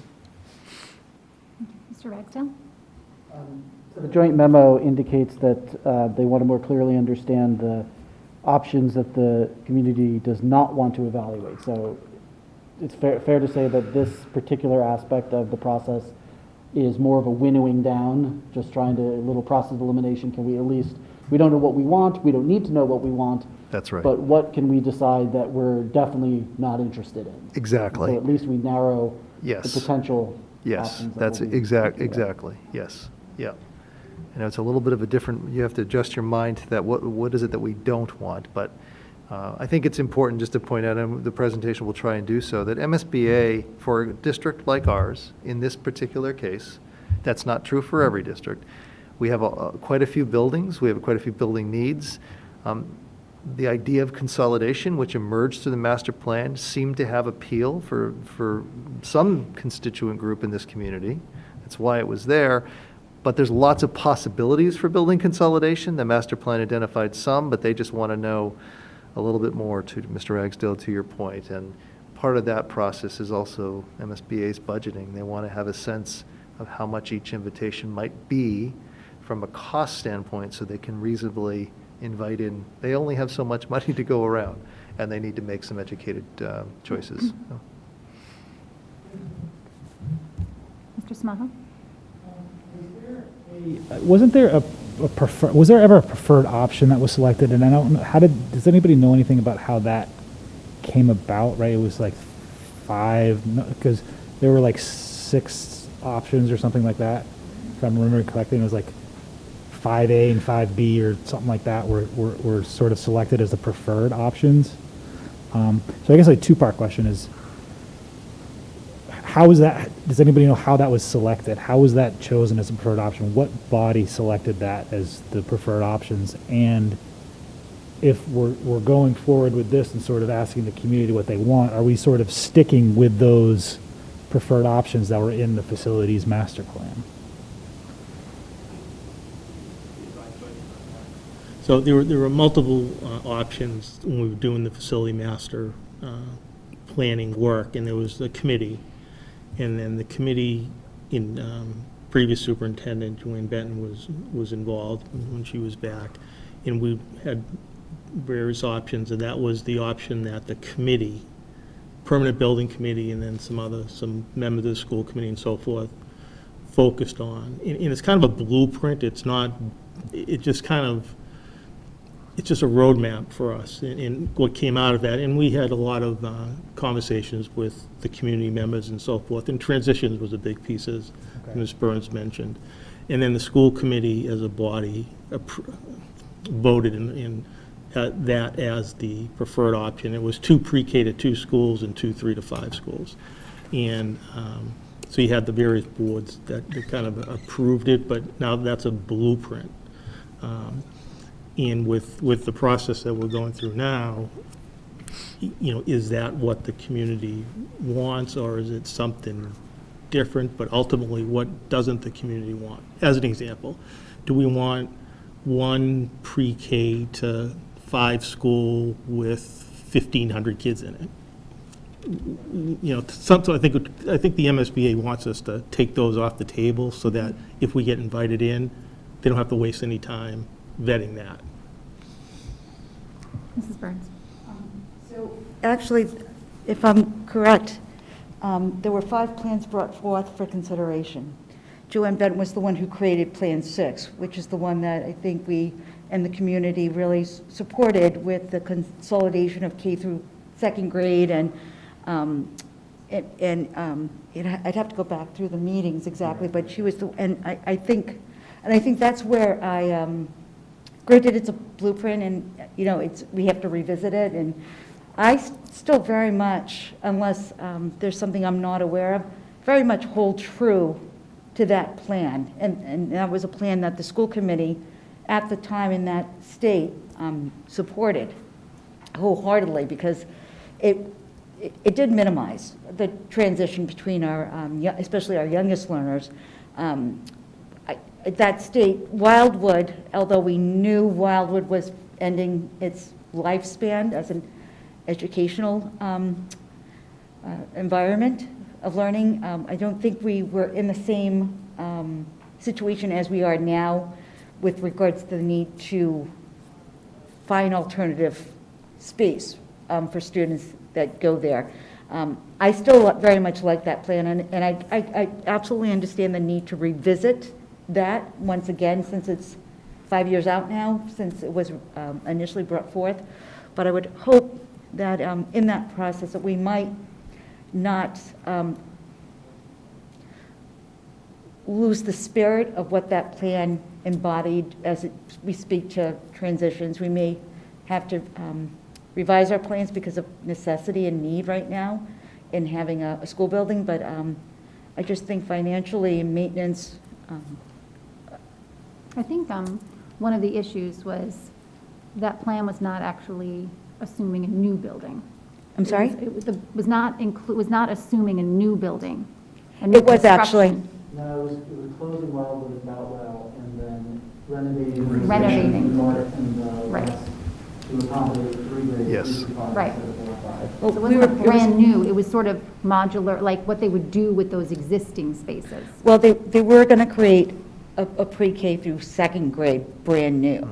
And then they were going to add additions to Shawshene and North. Yep. No, So, Actually, if I may, it please was. do, my It was recollection. it was addition and renovation of Woburn Street and Shawshene. First the north and the west. That's right. To add, to move grade 3 up. Okay, Then the Shawshene and Woburn Street addition to move pre-K and K up. So they Oh. weren't new buildings, they were using those 4, but they were additions put onto them and I thought we were going to use like renovation. one building to No, house not the with- early not with that education centers. Okay, But that may be what, if we got invited in, that's an option that the MSBA would work with us on. They really want to find out, what don't you want as a Right, right, community? right. So we don't have to spend any time even thinking about Yeah, that. So, okay. I mean, there'll probably be, if we got invited in, a host of options that get looked at, but they don't want to look at stuff that the community has no interest in. right. Thank you very much. All right, thank you, everyone. Next, we have item 7D, the school committee vacancy. There's a memo in your packet. I think most of us were there, so I think we know the outcome. The unexpired school committee seat is on the ballot for the upcoming April 24th, 2021 annual local election.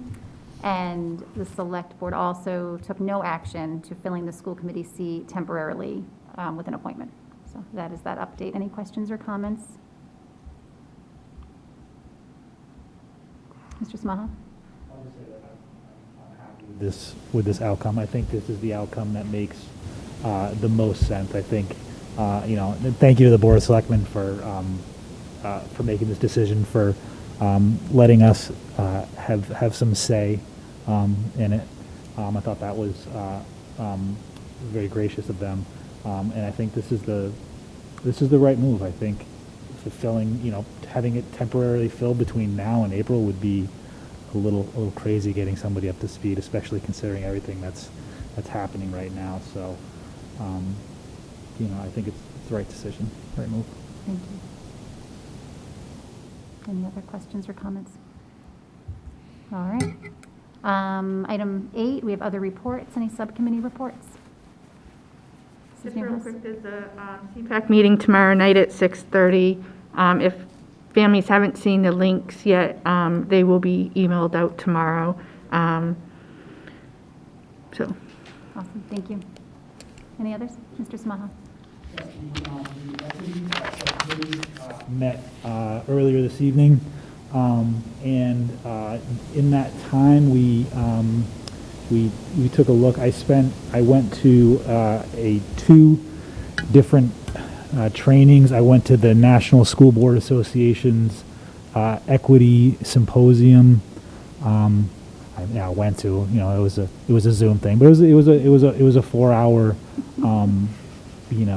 presentation, and it was really fantastic. I have the link to it. It's available online. They recorded it, so you can see it. The keynote speaker there, I thought was fantastic. In addition to the NSBA symposium, I also attended the Mask Division 10. And for those that don't know, the Mask Association of School Committees divides the state up into different areas, but it also divides them up into, different, I guess what's the right word, different subgroups depending on interest. And so they have the Division 10 is the equity inclusion subdivision of MASC, and they had a presentation last night with Dr. Khalees Warnham. That was fantastic. A lot of takeaways from that, and thinking about where we are as a town with equity. And in the meeting, we also sort of discussed where are we going with with our push towards bringing Wilmington into making Wilmington a much more equitable town and school system. I don't know if anybody would like to add to that. Some really great notes, and I think you could probably share those links with the school, or share them with Glenn, and then Glenn can put them in the end of week so that people can peruse some of the slideshows and the presentations. Yeah, especially, I mean, the NSBA has a whole equity, they've got a part of their website, and there's a tremendous number of resources there for everywhere from families to administrators to teachers to school committees. So it's a great resource there. So I'll definitely share that. Thank you very much. Any other subcommittee meetings, subcommittee updates? Item 9, any correspondence? None this evening. Okay. Some future school committee dates. We have February 25th, which is tomorrow evening, the Wilmington High School Program of Studies night, 6 o'clock, that's virtual. March 4th, we have the Finance Committee meeting, 7 p.m. virtual. You should have received a Zoom for that. March 10th, we have our regular session, and then March 24th, we have our second March meeting. And we did mention tonight that to sort of hold that March 17th, just in case we need to move up that March 24th to move along our plans for a full return.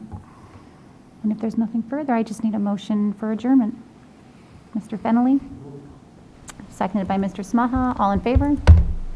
That is unanimous. Thank you and good night. Thank you. Thank you.